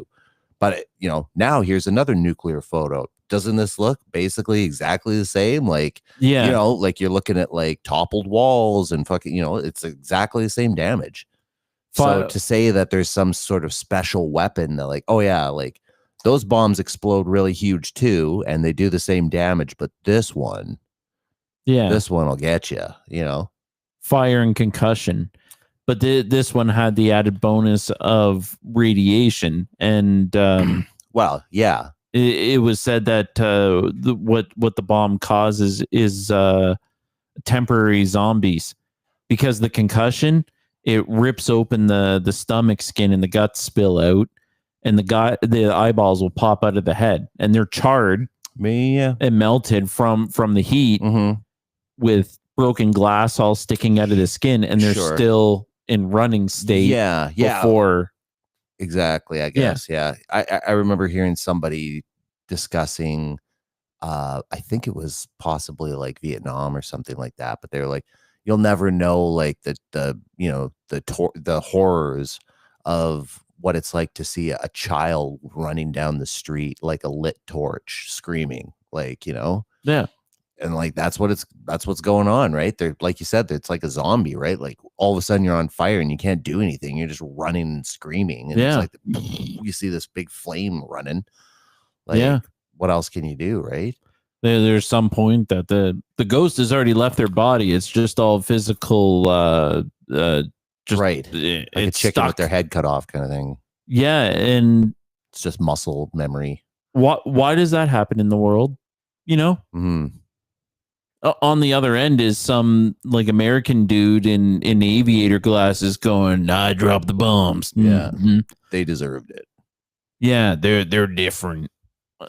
Go. How about you go fuck yourself? Like, and it's incredibly hard in our society, but we gotta start championing the people that go, no, I don't want to. Like, even if you throw me in jail or financially ruin me or do the worst that you can, you're not going to force me to kill another person just because you say so. Yeah. And that's where we find ourselves now, right? Because people are saying, oh, you have to kill these people because, the Bible tells me so, Yeah. and then other people are saying, no, even though I believe in the Bible and whatnot, I don't believe that this is a, righteous cause. Obviously it goes against everything I believe in as a Christian. Right. And then other people are like, well, even though these people are dying, it's still, it's what the good book says. At the end times, there will be tribulation. It says right here, But would you back down if another country shows up on your shores and unloading troops on the beach? Yeah. Fuck no. Give me a gun. I'm coming with you. Sure. Yeah, absolutely. I'm behind that cause. They're coming and they want to rape and pillage and do the things that we know that happen. No, I'll fight. That's cool. Like I'm good with that. But inciting it somewhere else and then it's going to happen later. We have to jump in. Yeah, preemptive. Yeah, my gut feeling is saying that this is more for just you. Yeah. Yeah. Yeah. All right. Back to it. Several minutes passed. Then a black rain began to fall on the city. Sticky, pebble-sized drops of radioactive ash. So that's the other thing I was thinking too. So they say, okay, all these people die from radiation poisoning and all that kind of stuff, right? Yeah. But is it really that? Or is it, and they're like, oh, cancers and stuff from the radiation, right? But is it that? Or is it, you can imagine, after the destruction of something like that, how much fucking poison, how much fucking, chemicals and stuff are all immediately turned into vapor and whatnot and splashed on you, inhaled. Yeah. You're crawling through, you end up maybe finding some drinking water. Who knows how contaminated that is.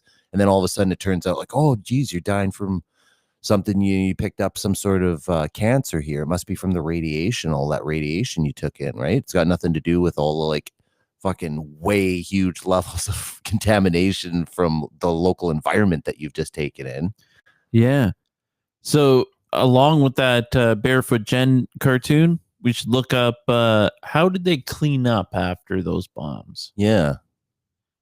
You think they'd be growing giant tomatoes and having a real Godzilla walk around? Well, that's the thing. I mean, I always hear, oh, okay, even if they, like let's say they bombed the world, well, they're just going to destroy the world. It's going to be a radioactive fucking, Holocaust, and like nothing's going to be growing for 1,000 years, and like they think that it's doing all this damage. Meanwhile, look at any nuclear disaster site, and within a regular amount of time, there's plants growing there. Deer are running through there, harvesting off the grass, right? And like I heard some story about fucking nuclear wolves in Chernobyl. They're like, oh yeah, there's nuclear wolves up there. They're resistant now. Yeah, like oh wow, it sounds like they're doing okay. Like, what are they like? Just having a pup and then it dies from radiation sickness 2 weeks later? No, they're having full pups and they're growing to fucking adulthood, and then they're having more pups. Like the cycle of life is continuing. I don't see where this fucking radiation is really affecting them. Well, it is and it isn't. See, what they didn't mention along with that is that you're right. They did die off. Pups were being born with cancer, but dogs have short lives and they have like 5 babies at a time. Right. So if we did that with people over time, we would have the same thing. Right. It's time and numbers. Yeah. And I mean, I don't doubt that like possibly there could be some sort of like mass, maybe after a giant fucking explosion like that, if there was a nuclear thing, then like maybe there was, some exposure that could hurt somebody, like animals and whatnot, like a concentration of extreme fucking radiation that like, yeah, maybe it did, but it obviously didn't last that long, right? Like maybe there was like 2 cycles of fucking pups that were born and whatever. But I mean, yeah, even that, like there had to be survivors or there wouldn't be any fucking wolves there. Yeah. With 5 babies and then at a time, and then you go 3 generations down. And then the survivors are like having babies, and then and they're more resistant maybe by then, or 5 generations down, 6 generations down. That's like not even heading up to the 90s yet. Mm-hmm. You know what I mean? In terms of time, like generations and pups are like huge, but survivors, instead of being 3, is down to 1. Yeah. Because the other ones have cancer or extra legs or just kind of do their best. And we could do the same. We just don't practice it or push it. Mm-hmm. We work out until we look good to like maybe be attractive, but that's as far as we think. Yeah. That's shameful. Anyways. Continuing. 80,000 people died from the atomic explosion. Tohoko was a student at Yamanaka Girls High School. Liar. Heat rays set her hair on fire. Shockwaves would have reached her 3.5 seconds after the explosion, and her body would have been subject to pressure of up to 3.3 tons per square meter. That's what it does? 3.3 tons per square meter? The blast would have been fucking shit. 3 days later, while Japanese survivors were still reeling from the radioactive fallout, the United States dropped a second type of atomic bomb, nicknamed Fat Man, testing it on the human population of Nagasaki. And both them, they worked different. Like they didn't react differently. One of them was vastly larger than the other.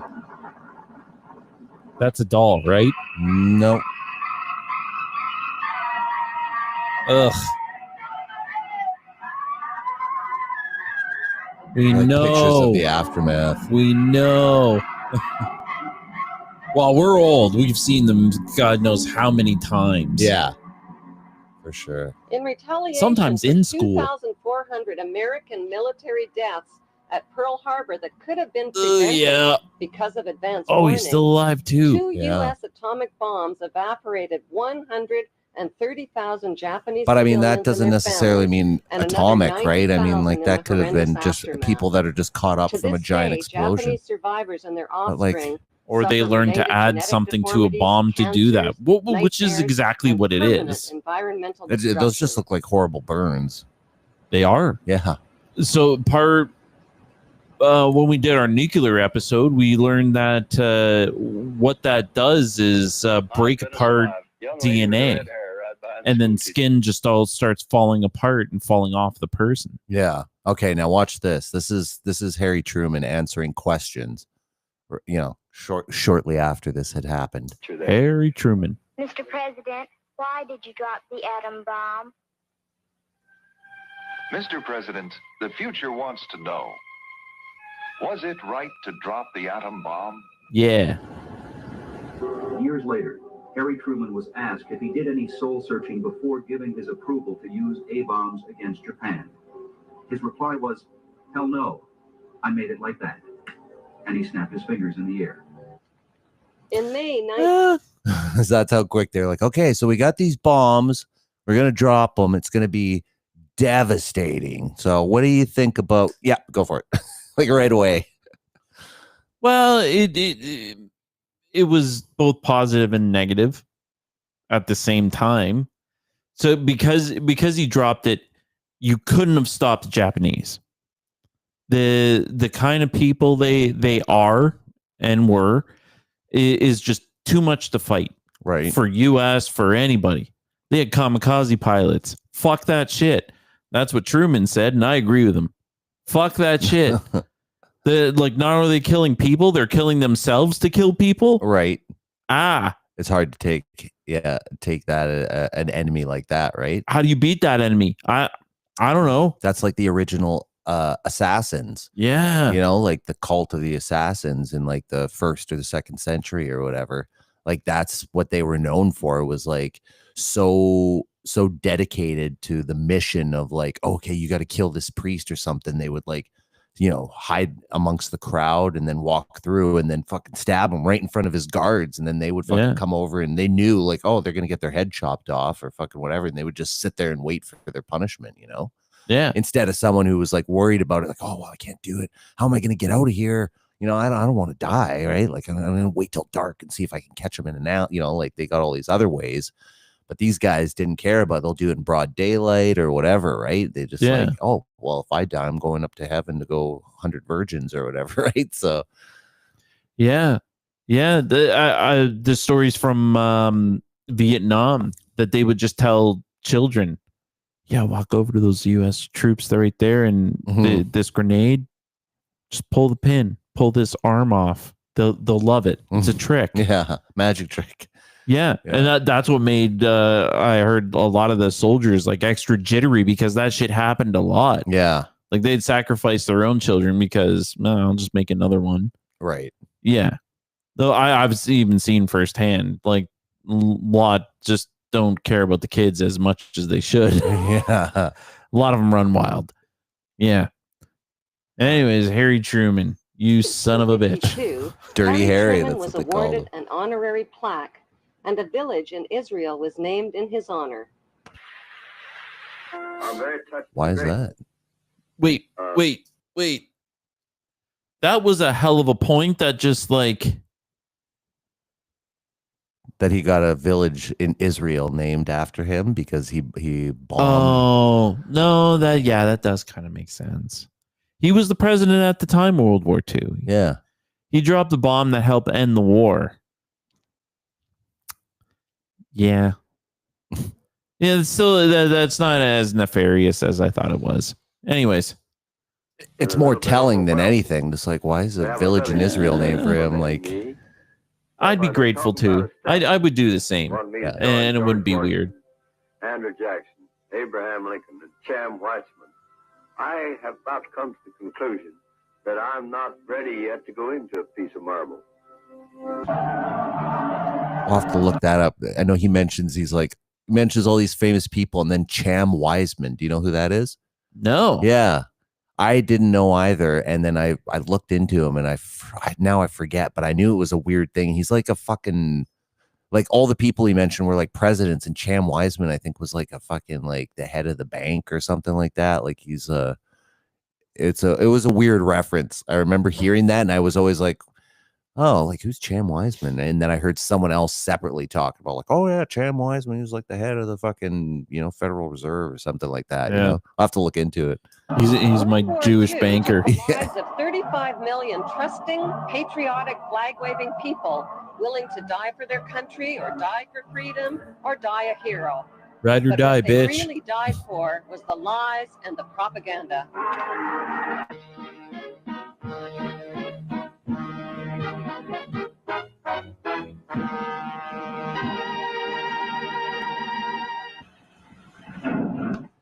With the fall of Nazi Germany right on schedule, Stalin officially announced to the world that Hitler had escaped.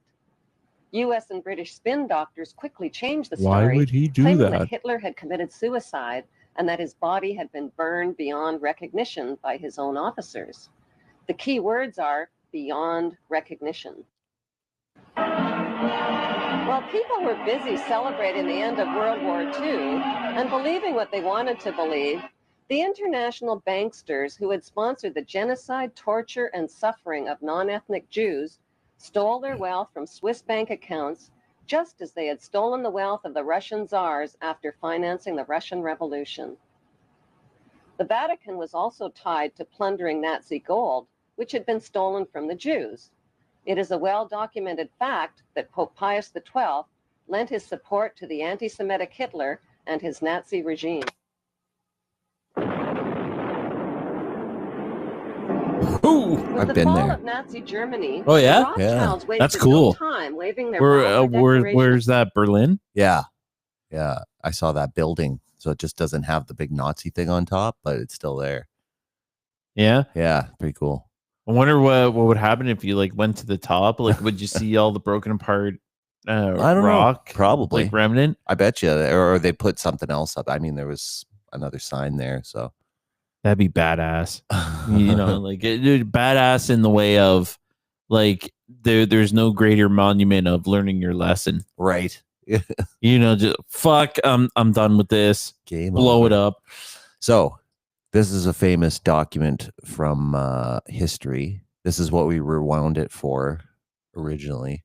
The Balfour. The Balfour Declaration. So you'll notice the date there, November 2nd, 1917.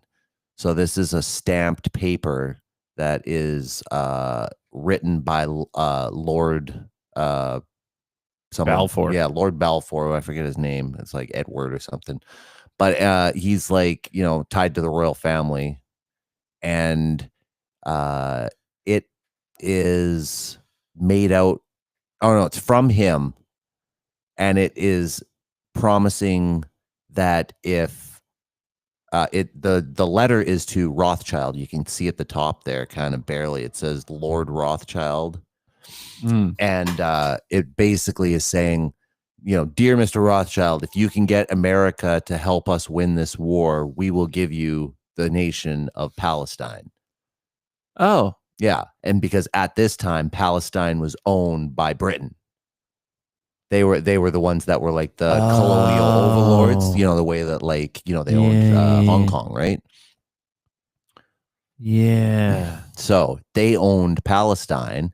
And then this was them promising it. And then so they didn't get this till after World War II. After World War II, they started going, hey, don't forget this fucking Balfour Declaration here. Oh. And then all of a sudden, people, you know, they came out and they're like, we want to recognize that the nation of Israel has a right to exist, you know? And like people are like, where the fuck is this coming from? You know, they don't realize that this fucking paper here you can see has been like dated and stamped and signed before. And even when they do mention it, you know, it's a famous historical document. Oh, the Balfour, you'll hear everyone talk about, the Balfour Declaration.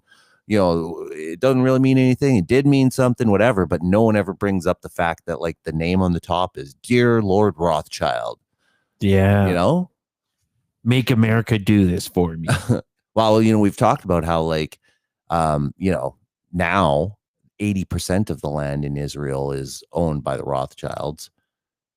Probably more now that all this bombing will be done, right? Like they pretty much have the whole place now. But anyways, at the British government and reminding them of their written promise to give them Palestine. But how could the British promise the Arab land of Palestine to the Jews? In 1917, the British parachuted free opium and hashish to the Turkish troops and stole Palestine from them. Fucking awesome. One ingenious stratagem was to parachute hashish and opium to the Turkish troops to try to keep their minds off the fighting. Allenby's strategy worked brilliantly. During World War II, the British needed Arab oil. Probably had a killer desert party. Arabs, which forbid Jewish immigration into Palestine. Then at the end of the war, the British broke their agreement. So that was the Palestine state of policy, right? So they were saying like it's against the law nationally to have anyone go into Palestine and fucking start, you know, trying to set up shop.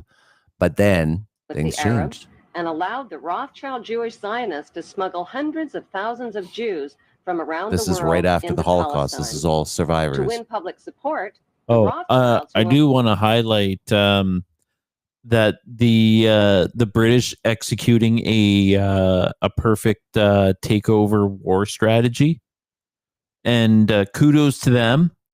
You know, even though they took over a land and it's not turning out for the world now, that was a perfect battle. A perfect. Which one?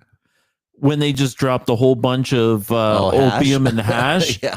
And you know what? They didn't mention it, but I am going to slide in there, lie about it. that the British came in after they were good and used to it, had a party, and convinced them to go home.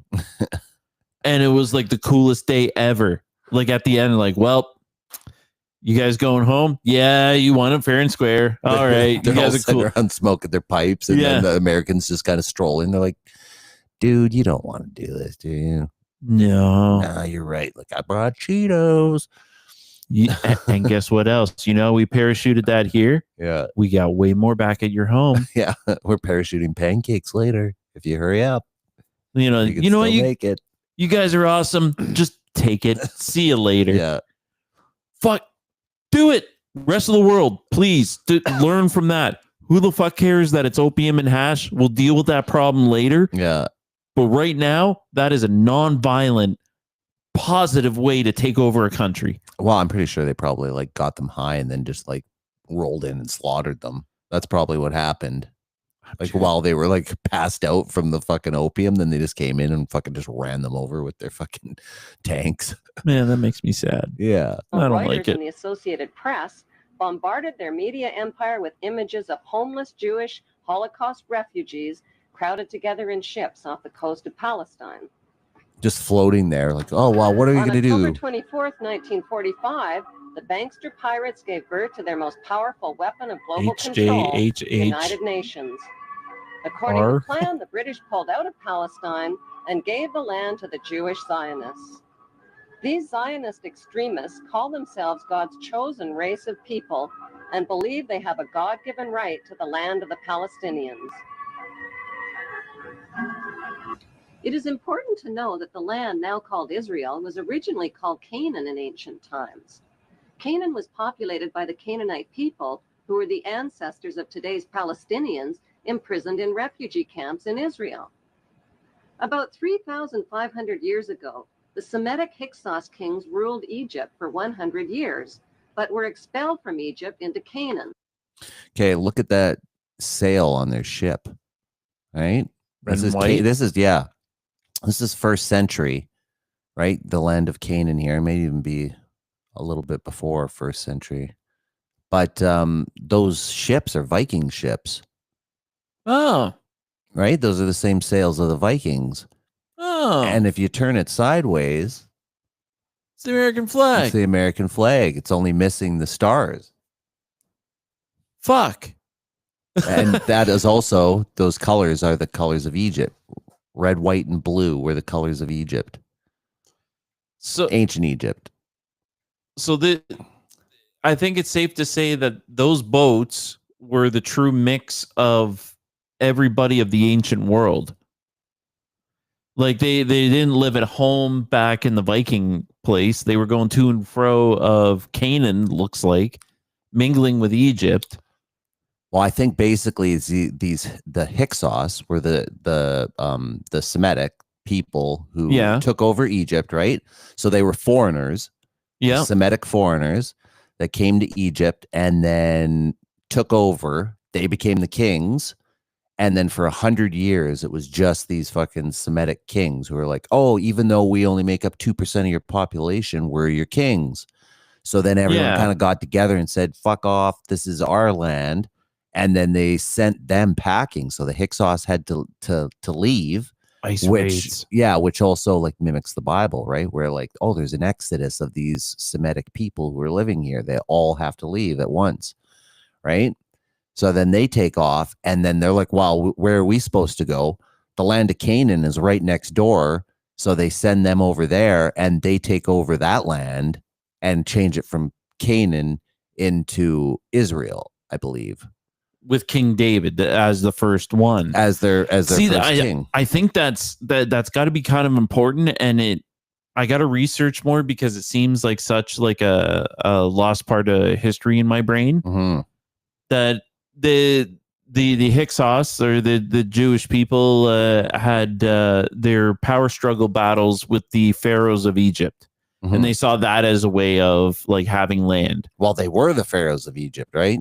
And and then we're the kings, and then they were kicked out, and like, no, we are, and it was like our French and English prime minister battle. Yeah, they flip flopped. The only thing I'm not sure about here is if the Romans were the ones that helped the Egyptians to do that. You know, like after the Hyksos got taken out, I don't know if it was like a Roman kind of installation as pharaoh, or if it was a local Egyptian who became pharaoh. You know what I mean?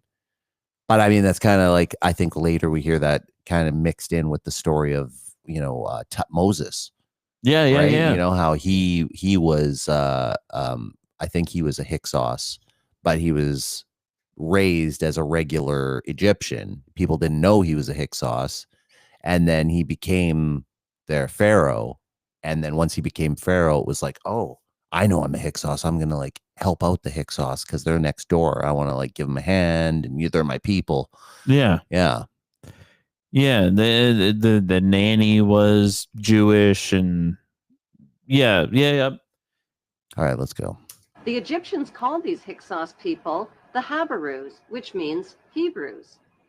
These expelled Hebrews invaded and conquered the land of Canaan. I like Habarus better. It sounds Australian. To Israel. Oh, here we go. Bet this gets into how they named it. In 135 AD, the name was once again changed to Palestine after the Romans conquered the land. In 1948, the bankster-controlled United Nations officially turned Palestine into the Zionist state of Israel. To deal with the millions of Palestinian residents, the Israeli Jews massacred and drove them from their villages and homeland.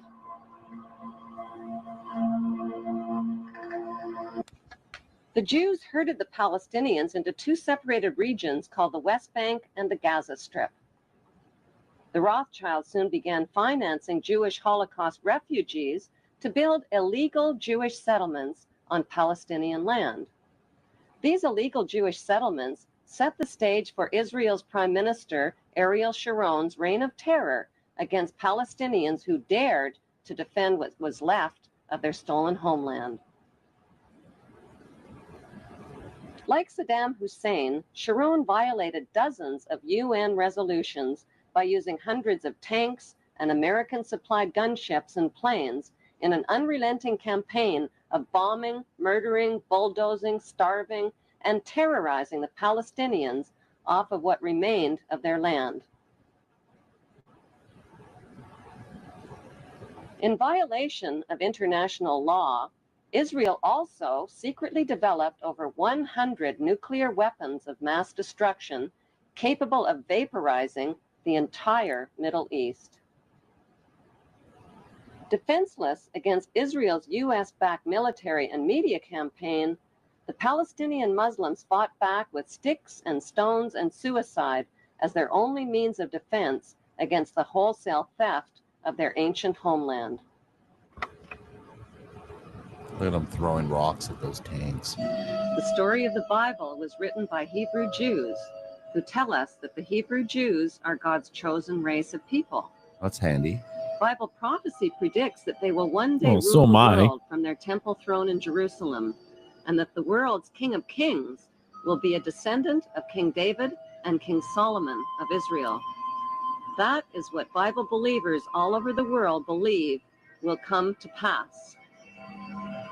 To turn this Bible prophecy into a reality would demand the cooperation of world leaders. It would also mean building a third temple in Jerusalem over the ancient ruins of King Solomon's temple. But there is one giant-sized problem. A sacred Muslim shrine called Dome of the Rock was already built on top of the ruins of Solomon's temple in the 7th century. It still stands majestically today in the heart of Jerusalem, and it would have to be destroyed. So that's where we're at now, right? We remember we watched that clip of the farmers who were fucking growing the red heifer, right? In preparation. So this mount here, let's say that they want to build this temple, as she's saying, right? It has to go right over where they have the Dome of the Rock, right? They cannot enter that site until it's been cleansed, that according to their law. They can't kind of go on there, do any, you know, how they can't work on Saturday and stuff like that, right? Mhm. Because that's the Sabbath. They handle things, you know, extremely to religious code when they can, right? So they're not allowed to go onto the Temple Mount, or at least do any kind of work on the Temple Mount until this ceremony has been finished. Once they've cleansed I don't know, like how they cleanse it, but once the area has been cleansed with the ashes of this red heifer, then people can start to work on this area and rebuild the temple. So two things that we know basically have to happen is, number one, that ceremony, which, you know, we know it's either in the process of happening or it's secretly already happened. Yeah. Right. I mean, they're not going to be live broadcasting it probably, but at this point it wouldn't fucking surprise me. What if it's not real? You can't live broadcast it. What do you mean? You know, like have it fail. Oh, yeah. If you keep it quiet and like in between, they're like trying to burn this. Yo, man, yeah, nothing's happening. You won't catch, man. Oh, it's going to mean something later. Just trust me and let's keep going. Like you don't want too many people with their eyes on that shit. Yeah. But yeah, I mean, like, so that ceremony is number one. And number two, when this Dome of the Rock gets destroyed, you can take that to the bank. Like when that fucking happens by bomb or fucking terrorist, whatever, when that goes down, that is probably the big spark for World War III. Like that'll be the final straw. It's like everything in this fucking whole fight between the two of them boils down to this one picture of that fucking building. That's what this is all about, is that fucking area, because that's the holiest spot in this whole fucking land, apparently. When they do something to that, the rest of the world's gonna the rest of a side of the world is gonna be up in arms. Yeah. Well, I mean, you've got, I don't even know how many. I guess it's probably like close to 1 billion people maybe who are Muslim total. I see straight up Palestinian flags around my neighborhood. Well, that's, I mean, just because you're supporting Palestine doesn't mean that you're a Muslim. Right. Absolutely right. Just, yeah. You know, you think that this shit's horrible. And I can picture that too. I think worldwide, you know, I mean, we will have to chat GPT it, but I, you know, let's just say there's 1 billion Muslims. We know there's 1 billion fucking Christians, you know, worldwide. And then, or maybe it's 2 billion. I don't know. I thought I heard like basically 1/3 of the world is, you know, most of the world is something, you know what I mean? Like, yeah. 1/3 of the world is Christian, 1/3 of the world is Muslim, and then 1/3 of the world is, you know, a mix or something like that. Now, if Buddhist and all that other shit. If we reverse some religions and the Dome of the Rock was really the mound Jesus was crucified on, and the cross was still there, right? And then Muslims were all around that, and they're like, you know what? We need Dome of the Rock a little bigger. We're gonna bulldoze it like after a war. Mm-hmm. Over here, every Christian is gonna be up in arms. And they're like, we need to do another crusade. Yeah, grab your guns. We're going over. They would, for sure. So we're going to expect that a whole group of people are not going to do the same. Mm-hmm. I'm expecting the flags that I see in my neighborhood. Maybe those households are going to be inconsolable. Yeah. And that would be a natural reaction. Like that's their religion. That's the shit they believe in. Yeah. Fuck. You're supposed to leave that alone. No doubt. Some things are literally sacred. Well, yeah, that's the definition. And yet, there it goes. It disappeared. Israel is surrounded by not so friendly Muslim nations, and with millions of Muslim Nothing sacred. Palestinians living in Israel's West Bank and Gaza Strip, this Bible prophecy is impossible to fulfill. Or is it? Like a screenplay for a movie, the Bible story was written by Hebrew Jews. But who is the director and the producer? Is it God? Or is it a special interest group of the world's wealthiest men?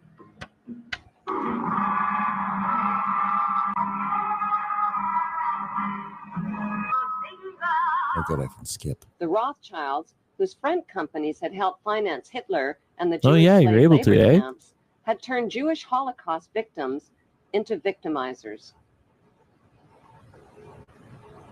Imprisoned inside barbed wire refugee camps, the Palestinians began to resemble the victims of Nazi concentration camps. According to author Simon Schama, the Rothschilds own 80% of the land of Israel. So there's the picture, the hexagram, Yep. the World Revolutionary Movement. That was originally, that's where that symbol came from. Huh. Yeah, it was the symbol for the World Revolutionary Movement. You can see it's red, and so that was known as the Red Shield. And then that's where the Rothschild family got their name. They were originally called the Bauer family, and they changed their name from Bauer to Rothschild, which means Red Shield. Oh, Yeah. yeah. Oh, okay. Now I'm connecting those red lines. Mm-hmm. Yeah, I heard the mystical reason for that that symbol is when you believe in only 5 senses, smell, touch, taste, blah blah blah blah blah. That's a pentagram, and that's what we also use for law, right? And when you only pay attention to those 5 senses, and you don't pay attention to a 6th point, that 6th thing, that extra thing that makes up your life, you're gonna you got to do that to have a fulfilling life. But if you take a compass, where you put the pencil in and then the sharp bit on the other side, right, and you spin it on each one of those points, it's a 2-dimensional image of the inception of life. Oh yeah. So that's what they're saying is the 6th point, like whatever makes you alive. That extra bit is what makes everything worthwhile. Interesting side note here, though, is okay. So this symbol, you're like, where did they get this fucking symbol, right? So what? Well, let me see how I can phrase this, but okay. So there's that symbol. What would you say is the holiest day of the week for Jewish people? Saturday. Saturday. Okay. Now, what is Saturday named for? Saturn. Saturn, right? Correct. The planet. Now, bring up a picture of Saturn. Oh yeah, the Jewish star on the pole. Yeah. Can you bring up a window? I'll type it in, but it's now that we have this picture here, it's just kind of a good reference for us in a new tab here. Okay. Saturn pole. All right. So go to images and bring us a picture of the top there. Probably, yeah, any one of those. That was the second one on the left there. Yeah, that's a all right shot of it. Yeah, but you can make the go back to the other ones. There was that one comparison. They're like black and white. I think it was kind of like to the bottom. There was 2 pictures kind of stuck together. That was a good comparison.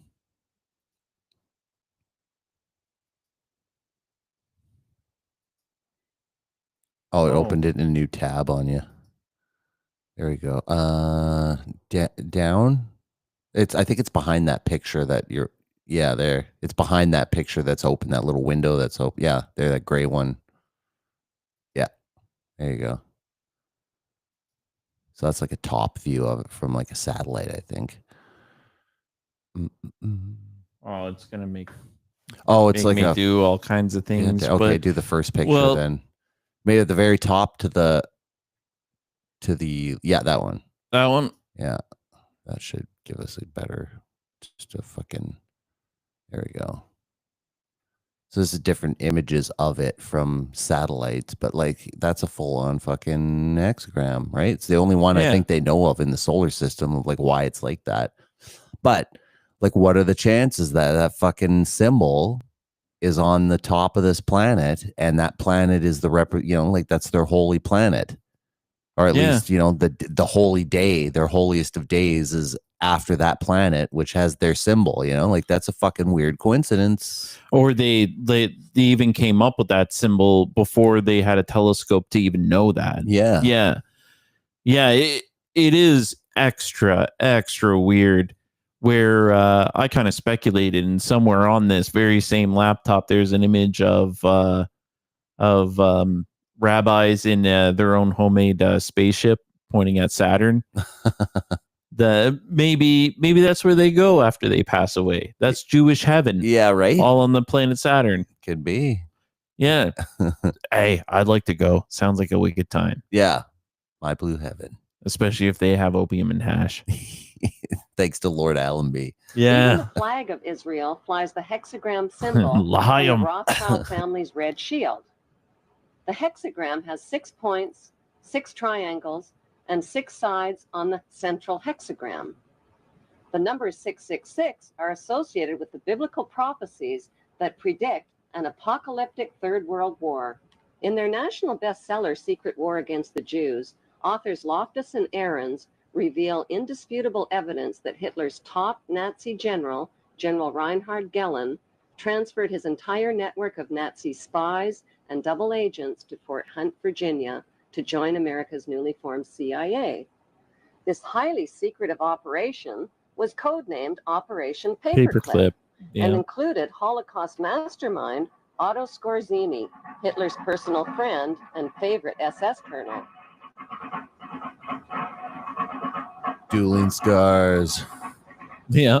Since its illegitimate birth at the close of World His War II, favorite general. the CIA has always represented the interests of the banksters, not the American people. Nelson Rockefeller, who became U.S. Vice President, and Allen Dulles, who became CIA Director, erased the Nazi pasts of hundreds of Nazi spies and scientists who they smuggled into the United States. Others were smuggled into Canada and South America along Rockefeller's rat line, using Vatican passports and money. Rockefeller was also guilty of supplying South American oil to Nazi subs that sunk American ships and killed American servicemen. So another thing we got to look at that we're not going to find out from here is where those routes went into Canada at those times from Project Paperclip. Right. Zionists spied on Rockefeller's treasonous activities and then blackmailed him. In exchange for Jewish silence, Rockefeller agreed to arrange for enough votes from Latin American nations to guarantee Israel's membership into the United Nations. The sad truth, say Loftus and Ahrens, is that the Jewish Zionists bought those extra votes with the blood of millions of Jewish Holocaust victims. Christopher Simpson's book called Blowback exposes recently declassified information on America's recruitment of Nazi war criminals into the CIA. Nazi rocket scientist Werner von Braun, who built German rockets and dropped them on London, was also put on the new CIA payroll. Von Braun and his team of Nazi rocketeers were sent to Huntsville, Alabama. Hollywood honored von Braun as a collaborator on an American sci-fi movie and series of Walt Disney shows. Oh. I think we did see that the last time, and I've been wanting to look that up on the Disney Channel. Yeah. And Nats have great at the people and the international banksters and the men who served them had won the American, Russian, chilling with Stalin, eh? Oh, he was by seizing control of the Bank of England and the U.S. Federal Reserve, Churchill, and by wiping Stalin, out the Russian and czars. What's his name? But the ultimate goal Wilson. of the banksters was to win the world game. Their devious game plan was to divide the world into two warring power blocks. Later in Britain's biggest leading. I wonder if this is all about the fucking. They forced new third world how they got the fucking the war, just like the Marilyn Monroe fight between them. Yeah, this is what we watched last week, right? To this day, survivors suffer related cancers, genetic deformities, Agent Orange. Yeah, this is dropping. Environmental damage. They never talk about like Agent Pink and Agent, those were things. Yeah. Agent Blue. Yeah. It just didn't melt trees the way they wanted it to. Yeah. end to world poverty and starvation caused by World War II. The idea was to give humanitarian loans to needy nations International by creating a Monetary World Fund. Bank and an International Monetary Fund. But who would be put in charge of these billion-dollar mega loans? Who else but the U.S. Federal Reserve bankster families?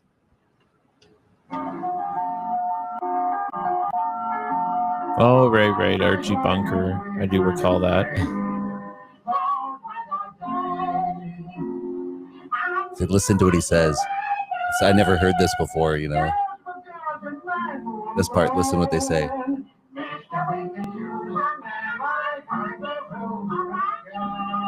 I couldn't. It's they say we could use a man like Arthur Hoover again, you know, like I guess J. Edgar Hoover, you know, like the head of the FBI. Oh, not the vacuum dude? No. Because I think he became president. I don't know if he did or not.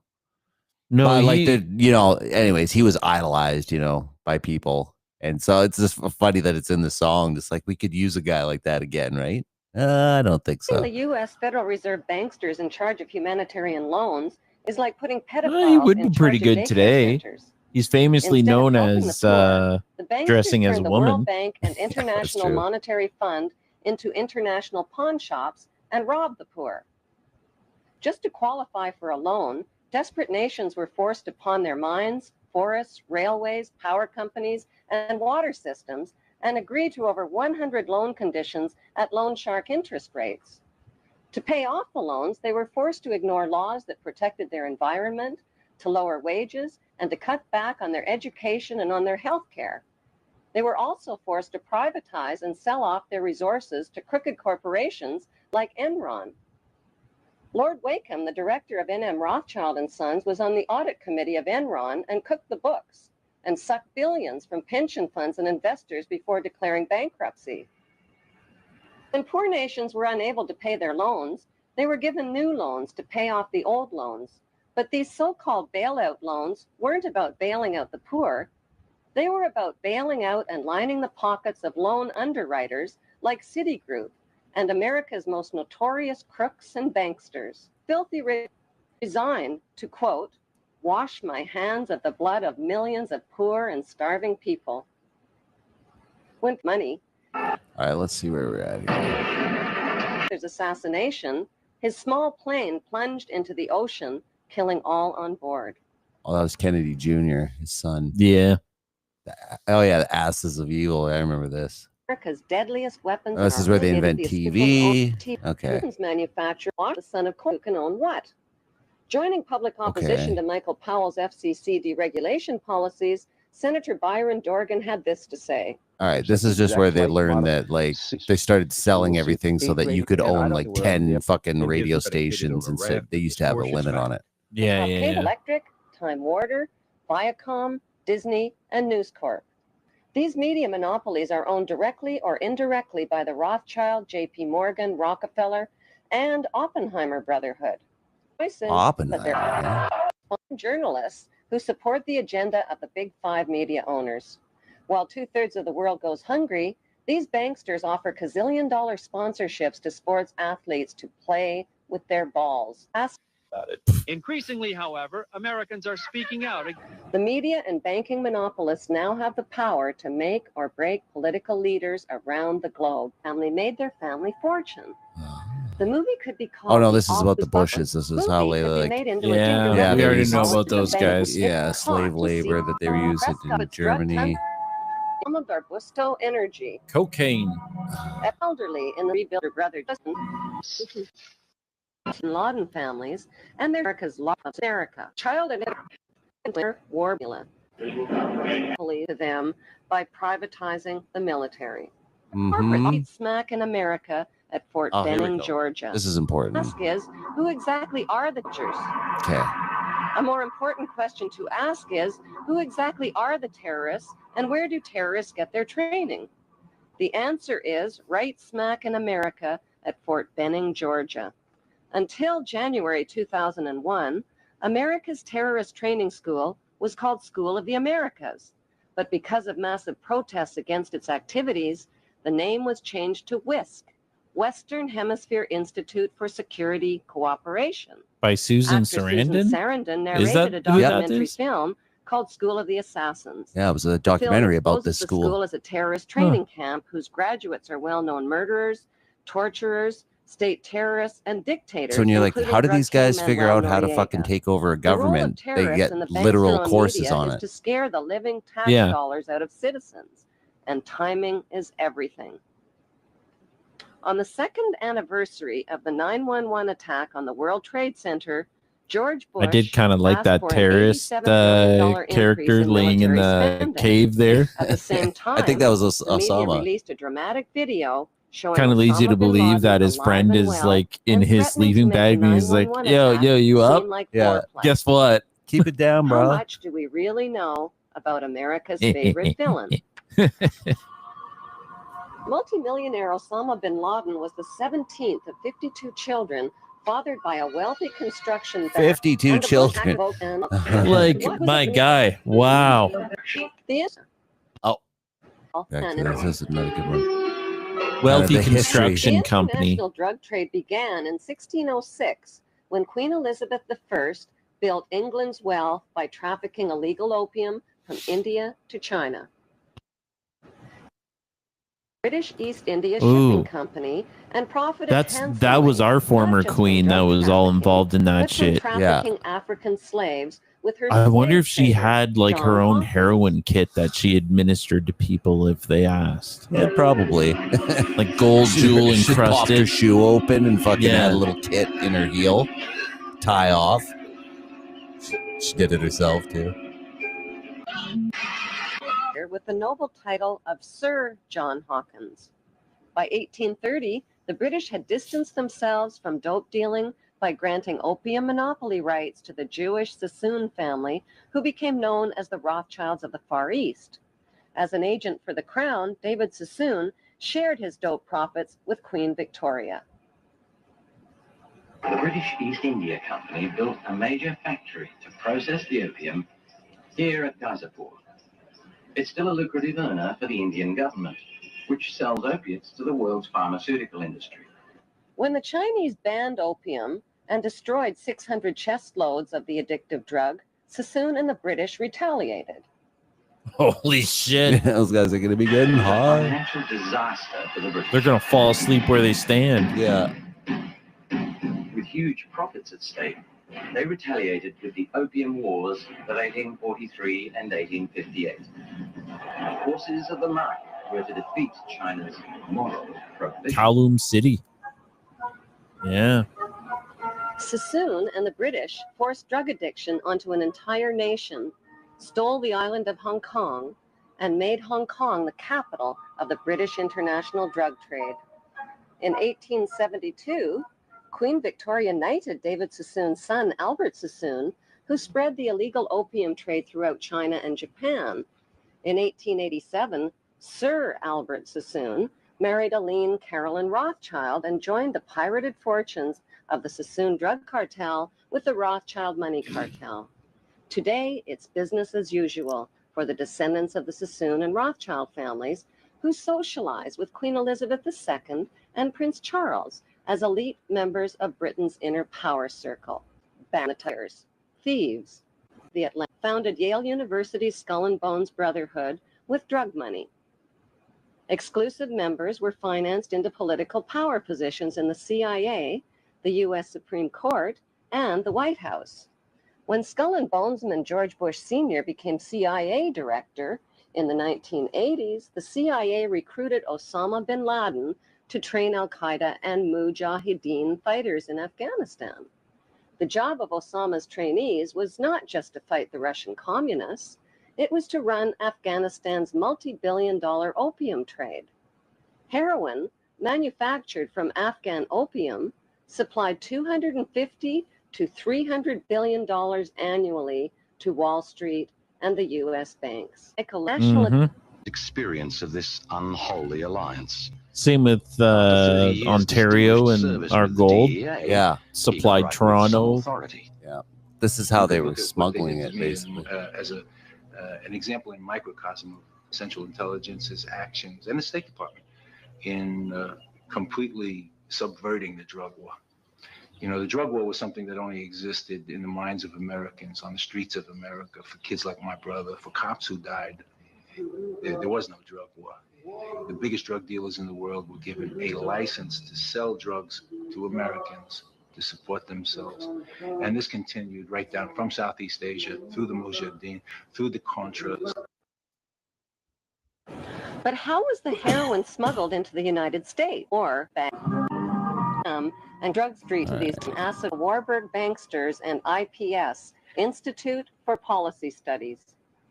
Over 100 million doses of LSD that hit the streets of America were purchased by Timothy Leary and Alan Dulles through S.G. Warburg's Sandoz AB Pharmaceutical Company That guy's gonna in get ripped. Switzerland. Digging his fingers in there. Sample-sized packages of acid were handed out not only on college campuses, Yeah, you kind of but at need rock concerts, where need some musicians gloves, eh? persuaded millions of fans to get high. Of 300. According to Dr. John Coleman, who wrote the story of the Committee of 300, the Beatles rock group were brought to America by the Tavistock Institute. Tavistock launched the drug culture revolution in America to popularize and normalize social drug use. Through their record companies and advertising monopolies, the banksters have packaged and financed their celebrity salesmen to anesthetize, addict, and enslave billions of people worldwide with dependencies on both prescription and non-prescription, legal and illegal drugs. Those drugs range from alcohol, nicotine, and caffeine to Prozac, crack cocaine, and heroin.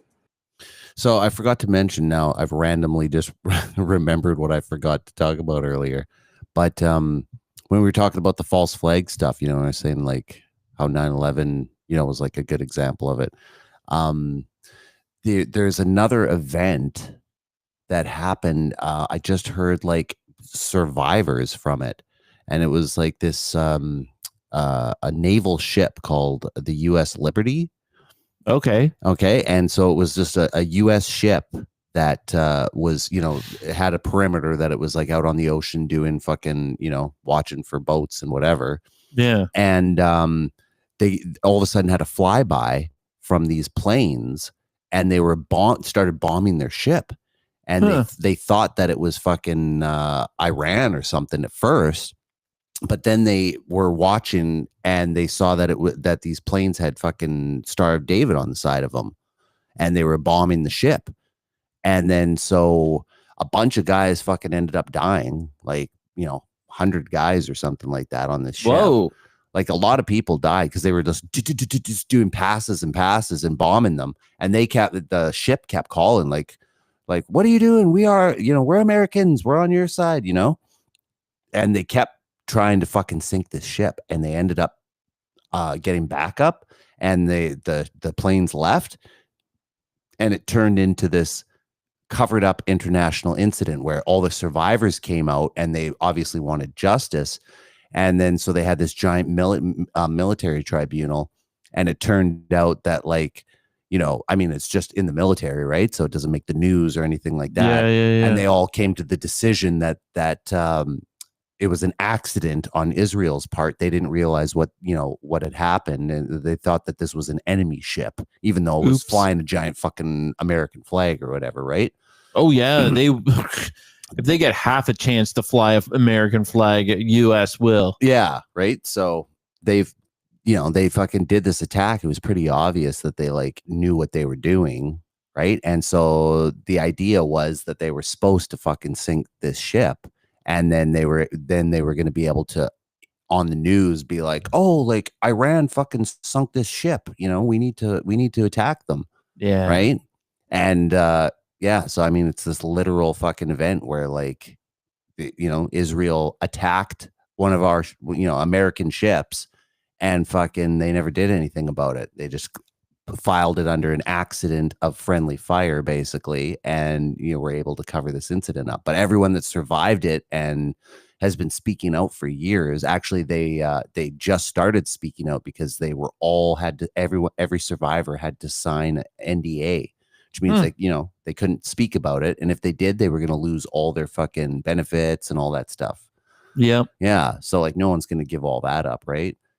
So I mean, word got out obviously because people would talk to friends or whatever, and friends would spread the word and shit, right? But like nobody who was ever on that ship spoke out publicly. And now in the last year, they've started going out like the actual last survivors because they're kind of old now, and they're going on like a speaking tour where like 5 or 6 of them will like kind of get up there and tell the story about what they remember that day and the works. But pretty wild story. Oh yeah. But you can see where that kind of shit can happen, like a fucking what do you call it, a false flag, right? I mean, get everyone right into it, and before you know, we're back into that war.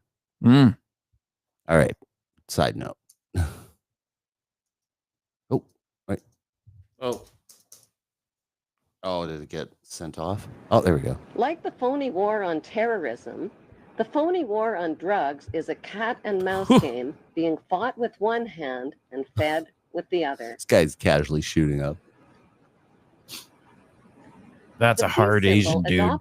Can you click on the screen just because it's not letting Gerald me? Holtham, who was commissioned by One World Government salesman Bertrand Russell. The symbol was never designed, turned upside down with the arms broken, and is used by Satanists and in Druid witchcraft. In Germany, the symbol is known as the Death Rune and is found on tombstones of Hitler's Nazi SS officers. And trained Osama bin Laden, who pushed the Russians out of Afghanistan by 1989. That's how they used to like fight the Russians as a proxy war, right? Yeah, that's right. Afghanistan. Media were called. Oh yeah, this is Teller's Exxon pipeline through American oil on December 4th then suddenly turned ugly. Here we go. At a meeting held on December 4th, 1997 at Unocal headquarters, American oil men made a proposal to the Taliban about building a pipeline through Afghanistan. Rothschild Shell Oil and Rockefeller's Exxon Oil had invested billions in the Kazakhstan oil and gas reserves just north of Afghanistan. Now they needed a pipeline to transport it to the Persian Gulf. The Taliban demanded a bigger cut and turned down the proposal. Suddenly, the banksters' American-controlled media were calling the Taliban monsters, evildoers, and cruel villains who beat up on women. Heavens no. On July 4th, 1999, President Clinton froze the Taliban's U.S. assets and bank accounts and imposed trade sanctions on Afghanistan. By February 2001, froze their bank accounts? The Taliban destroyed... Yeah. Because everyone has... How?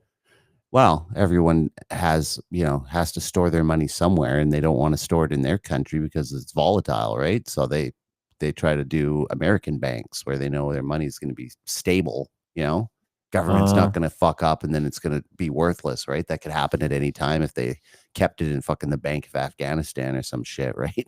Oh, before you know it, like when Iraq fell, like you go to the bank and like it was gone. Like people just swarmed in, took all the money that was there, right? So if you had any savings in the bank, it was stolen. Okay. Yeah, right. That makes sense. Yeah. Okay. I can see. Most of Afghanistan's opium crops. In May, Secretary of State Colin Powell announced a gift of 43 million U.S. taxpayers' dollars to the Taliban. He called it a reward to the Taliban for destroying the opium crops. But members of the new George W. Bush White House knew the Taliban would use the 43 million for more sinister purposes. Just not collect and kill. Controlling both sides of the war.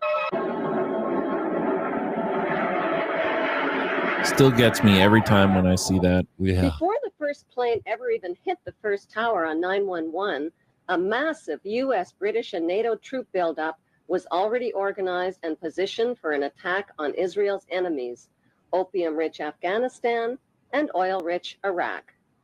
That's Israel there, hey? Yeah. And, tucked away. There's an old poster out west, as I recall, that said "Wanted, dead or alive."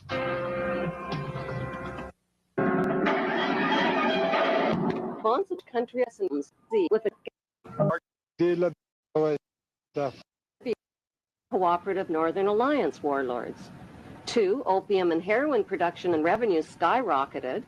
3, Afghanistan got a new leader named Hamid Karzai, who just happens to be an ex-employee of Unocal Oil. 3, America got permission to build their oil and gas pipeline through Afghanistan. And 4, the Bush administration's favorite excuse for war, Osama bin Laden, was allowed to escape.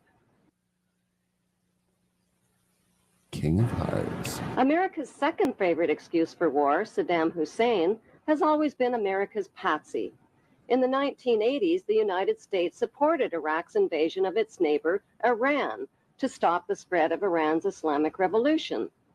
America played both sides of the Iran-Iraq war by supplying Saddam with chemical and biological weapons of mass destruction, and at the same time, America secretly sold weapons to Iran and Holy shit, there's diverted another the money hour. to the Contra-revolutionaries Yeah, I know. in Central America. I'll have to shave it down. That's why I'm skipping through, because like a bunch of this we've seen, and some of it's not as important. You know, this is all this like typical political shit we already kind of know about. I wanted them to kind of get in more to the ancient side of things. This is kind of I think we've seen it.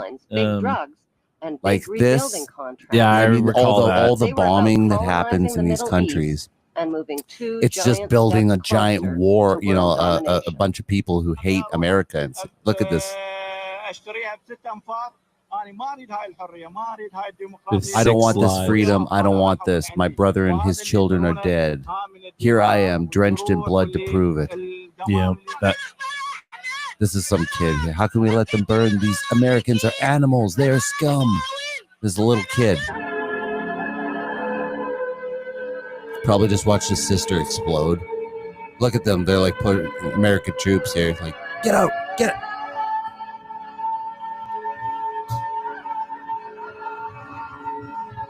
probably right after like their family died too. Yeah. Like you'd be like, why are these guys in our fucking country? I'm trying to drive down the road and they're making me fucking Yeah. Put bags on my head. Yeah. The theft and devastation of this ancient land by the U.S. government closely resembles the theft and devastation of Palestine by the Israeli government. And it was revolting. It was absolutely revolting. It made me sick at my stomach. And then what hit me was the night before, there had been some kind of bombing in Basra, and Al Jazeera had shown images of the people, and they were equally, if not more horrifying, images were. And I remember having seen it in the Al Jazeera office and thought to myself, "Wow, that's gross. That's bad." And then going away and probably eating dinner or something, and it didn't affect me as much. So the impact that had on me realizing that I just saw people on the other side, and those people in the Al Jazeera office must have felt the way I was feeling that night, and it upset me on a profound level that I wasn't as bothered as much the night before. It makes me hate war. Tougher every day. Some soldiers are even taking aim at their leaders. One told ABC News, if Donald Rumsfeld was here, I'd ask him for his resignation. Another suggested the deck of playing cards displaying wanted Iraqi commanders should be revised. The aces in my deck, he said, include Donald Rumsfeld and George Bush. These at the time. Oh yeah, this is. Do you remember the when they made that pyramid of fucking naked people? dudes? Yeah. Okay, so watch this. This is really important too, because I remember when that came out. First-class Lindy England yeah, the finger gun chick. would beam into the homes of millions of horrified people. Whatever she might have thought at the time, she says she and her comrades had no choice. So to stand there, give a thumbs up, smile, stand behind all the naked Iraqis in the pyramid. In a pyramid. Who told you to do that? Persons in my higher chain of command. So she's just following orders. Everyone used to, like, oh, look, that hillbilly girl. Hey, she's fucking stacked them. She's giving big thumbs up, right? Like she's a happy, but she was told, like her commander was like, go stack those people and give a thumbs up for the picture. Yeah. She's like, sir, yes, sir. Yeah. Why were naked Muslim prisoners positioned on top of each other in the shape of an Egyptian Make sure you huck to her. Yeah. The answer can be found in the distant past. In ancient times, Iraq was called Babylon. The year is 586 BC. The army That's a hard left turn from naked dudes in a pyramid to Age of Babylon. Babylon, yeah. wrath of an angry god. It is Okay, almost I'll 6 bite. centuries before the birth of Christ. The Romans have not yet even dreamed of empire. It is a dark chapter in the history of the Jews. While Babylon Are we supposed to believe the real Babylon was just like a pyramid of naked dudes? And No, but this is like, these are all extremists, right? So it's like, yeah, you know, they believe in all this religious shit. So when someone says something that's like, oh yeah, here God says this, or I'm doing this because of that, they take it to heart. So Saddam watch this. Hussein made the mistake of comparing himself to Babylon's King Nebuchadnezzar. okay, The yeah, capture of Iraq and Saddam Hussein was not just about oil and colonization. It was also about settling an old Hebrew score. We got him. Oh, this is good. On December 13th, the producers of 911 released a new reality TV show called We Got 'Em.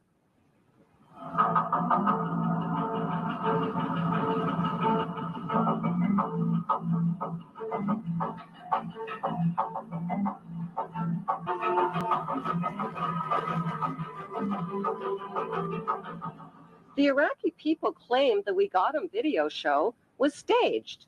Why? Because the video shows ripe, yellow-colored dates growing on a tree to the left of the hole, where I see Saddam it. Hussein was supposedly captured.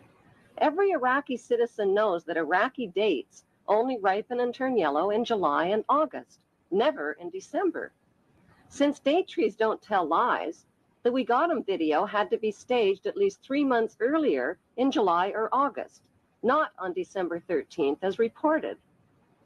How could Saddam, who is almost 70 years old and over 6 feet tall with a bloated belly, squeeze in and out of a hole that small? How could he have grown a beard that long in such a short time? Why did he dye his hair black while in hiding? For his CNN close-ups, perhaps? There are 3 books which clearly map out the Zionist plan for world domination. The Bible, written by Hebrews, Morals and Dogma, written by Freemason Albert Pike,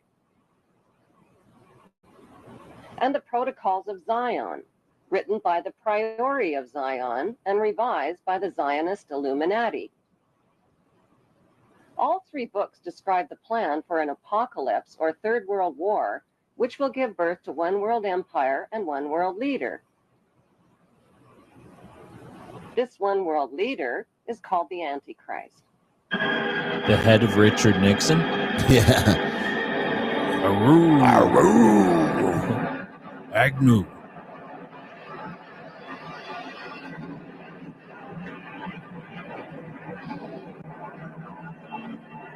Bombs. The Bible is like a screenplay for a reality disaster movie, but with a fairy tale ending. The Zionist plan is to create an apocalypse that will exhaust and depopulate the masses through deadly designer viruses, global terror, economic disasters, and nuclear war. These disasters are timed to occur between now and 2014, when the remaining survivors will gladly embrace the promises of a handsome, charismatic new leader who will unveil his plan of hope for eternal world peace. I guess they're off on that timeline.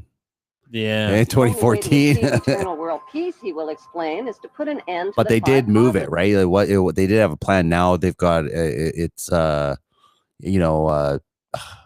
forget what it's called, but it's like Agenda 2030. I think that's Yeah. what it's called. Of war. They want it done by Secretly, he knows 2030. there is only About 10 one years main off. cause of Yeah. wars. Yeah.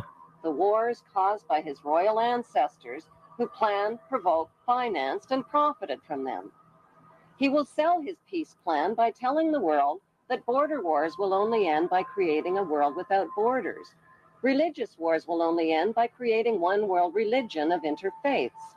Kinda Economic true. wars will only end by creating a cashless, debt-free society.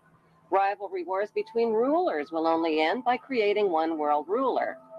The tools used for war, from handguns to nuclear bombs, will be eliminated, and one world army will be created, which will guarantee world peace. How will this eternal peace plan be accomplished? Through the United Nations, which is the brainchild of the Committee of 300 Ruling Families. The UN is their vehicle for world government and is located on 18 acres of prime Manhattan land donated by the most visible of the ruling families, the Rockefellers.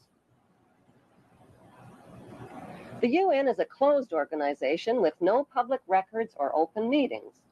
U.S. taxpayers have already invested $2 trillion in this world authority. Although most of the people working for the UN are genuinely working for peace, the UN is a godless organization controlled by the Committee of 300. As it should be. These inbred ruling families pretend to have royal blue blood, but their blood is no more blue or royal than Hannibal Lecter's blood. Some speculate that these families of evildoers are demons or aliens or evil shape-shifting reptilians, but there is a more scientific explanation for their madness. For thousands of years, these families have practiced inbreeding between sisters and brothers, uncles and nieces, mothers and sons, to keep the power and wealth all in the family. Gross. This practice of inbreeding over thousands of years has produced a clever but pathological breed of conscienceless, sociopathic families who will stop at nothing to own every ounce of gold, every drop of water, and every blade of grass on planet Earth. The United Nations, which they founded and control, has clearly stated its goals of establishing a new world order, a UN standing army, and a global taxation system. The Queen's husband, Prince Philip, and Evelyn Rothschild have already established an interfaith declaration for the creation of one world religion. What would life be like in this world empire with one world religion, one world army, one world economy, one world court, one world media, one world government, and one world dictator? What the public doesn't know is that Karl Marx's Communist Manifesto and the Russian Constitution have been built into the UN Charter, and that the New World Order will be a communist world order. Peace on earth will be a forced peace in which citizens will have no rights.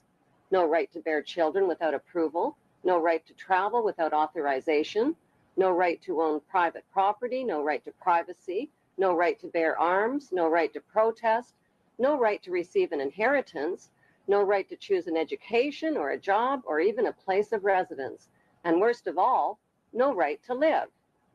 The right to live will be based on an individual's rating of usefulness to the royal elite.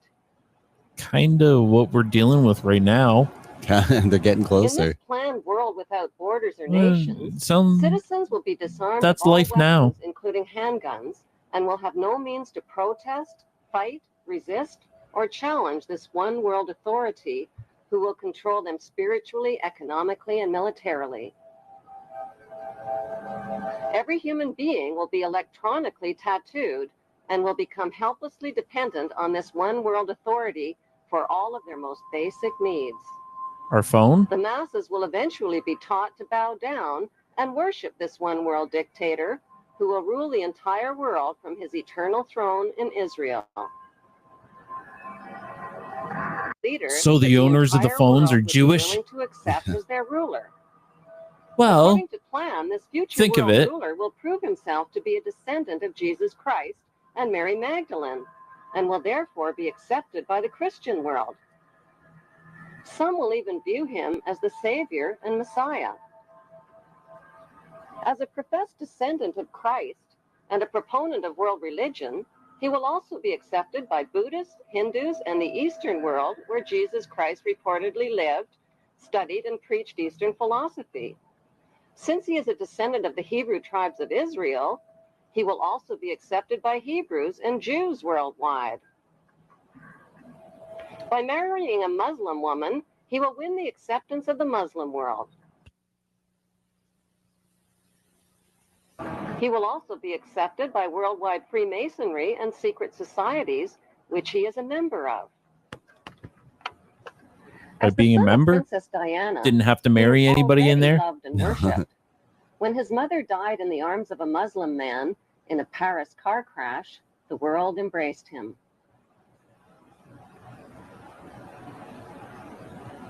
Ooh, yeah. Where is he now? On May King 31st, William? 2004, the Rothschild Prince controlled Oh, that's who Associated they're Press talking about. published a photograph worldwide taken by Alastair Grant. The photo shows Prince William posing with a lamb like Jesus Christ, who the Bible calls the Lamb of God. What is the significance of this photograph? To the unaware observer, the photograph is perfectly innocent, but to insiders familiar with the protocols of Zion, Freemasonry, and the Book of Revelations, William is identified in the photo as the Antichrist. The Antichrist has been described in art and literature as handsome and charming and a master of lies and deception. Freemasons call him the Baphomet, or Goat of Mendes. He has also been described as the embodiment of evil and the enemy of God, and has been called Satan, Lucifer, Pan, the Beast, and Amen. He is commonly illustrated with cloven hind hooves. Why is Prince William holding up a cloven hind hoof in the photograph?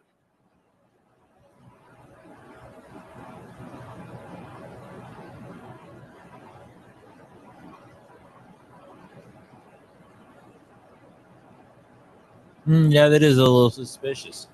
Well, yeah, that's The kind of the question thing, of right? They always do whether God little or subtle Satan things, right? even That you, exist has been as a fiercely member, would have to debated look. since the beginning Yeah. of debates. Some people believe that God and Satan are inventions of the ruling class to control the masses. Most people acknowledge the existence of positive creative energy characterized by joy, love, and vitality, and the existence of negative destructive energy characterized by greed, hatred, and death. The triumph of evil in the world today is based on the ability of evil to disguise itself as its opposite and fool the masses. Prince William is predicted to be crowned world dictator in the year 2015 at the age of 33. Ooh, Without organized swing and a miss. Well, yeah. So I thought that too, but I think the idea was like they were waiting. They thought the Queen was going to be gone by then. Mm. And that was the idea that he was kind of supposed to take over. And I remember when, right around this time, they were saying that, it was like, it was in the news that they were going to skip Charles and go right to William as the next king. But they didn't. They didn't. And when I looked into that further, like when this actually happened, right? And they were like, oh, it was announced that like, Charles will be the next king. He's next in line. And then I started looking into it. I was like, why do I remember them saying that like, that they were skipping him? And it was turned out that was just rumor. It was just, oh no, that's just what the media people were saying. Is like, oh, that there's a rumor that he's going to be skipped and whatever. So, even though they all pushed it, that like that was kind of the thing, like, oh, the Queen is, said to be skipping Charles and just moving to William as the next king. Yeah. They just nonchalantly said it like it was a fact. And then when it ended happening, saying, no, that was just speculation. So, yeah, I think that this whole thing with Charles is kind of just a short-term ruse. Like they need their timeline is for shit to happen around 2030, right? Yeah. So we've still got a few years left here. I think that they're gonna just let him kind of, do king, be king because he was next in line. Those royal people are really spoiled and fucking bratty, So yeah. I want to be king. I want to be king next. It's my right, So I think that he'll do it and then probably drop out in like 2027. I bet you from cancer. He's already got right away. He got in and within the year he had cancer. It's setting it up, right? Yeah. So if they kill him off at some point in the future, or at least be like, oh, he's just gonna get out just because he his health is declining. He doesn't want to have to leave the country in a spot. So if somebody orchestrated that to do that and then to give it to William's wife as well, just so he has like this Darth Vader moment where he's like, no. No. And then he becomes evil for real. Yeah, with one daughter and one son. Then you have a Luke and Leia that's gonna like save us all later. Yeah, cool. They did have a couple kids, I wonder. Life A boy and a girl, Yeah, right? there you go. will take on a whole new meaning. One was named Reggie, I think. Play a game of Monopoly Okay. with This is nothing. This is just them like, what can we do to stop this? You know. Yeah. So I think that's the end of the movie, basically. Yeah, I think next time would be a good jumping off point of what can we do to try to stop it, because it seems kind of on point with what we're seeing in the world.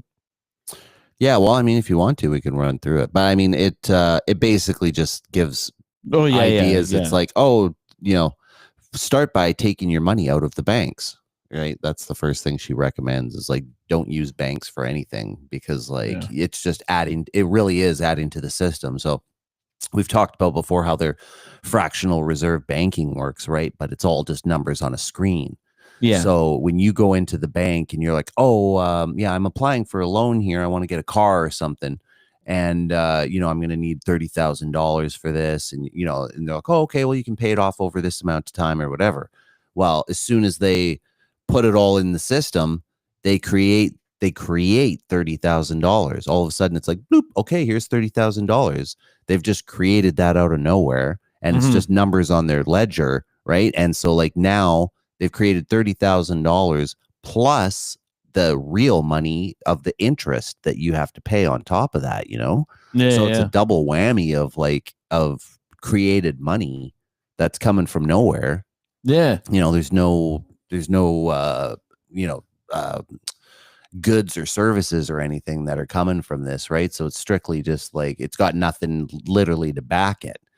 So you know, that's where this rampant inflation comes from, because it's just constant fucking, you know, taking out loans and them creating more money, right? It's bam, 30,000, 50,000, 100,000, 2 million.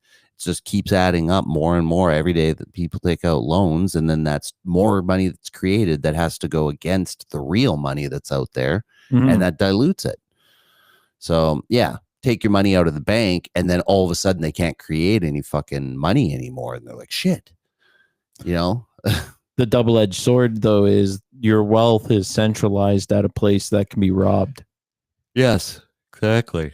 As So- we've said, you know, like with EMPs and stuff, especially, right? Like all it would take is like some Carrington style event to like fucking, oh, all the computers are wiped out. Sorry, we've got no record of any of your wealth. We know that you owe us 100,000 for that house still, but we don't know how much was in your bank account. Sorry. Yeah. You know? Yeah. So the secret is look for the guy that's doing okay. Probably has a safe somewhere in his closet. Rob him. Yeah. All right. We'll end on that, I guess. All right. Thank you, everyone, for tuning in. And we'll catch you next time, next Thursday. On the Conspiracy Wars.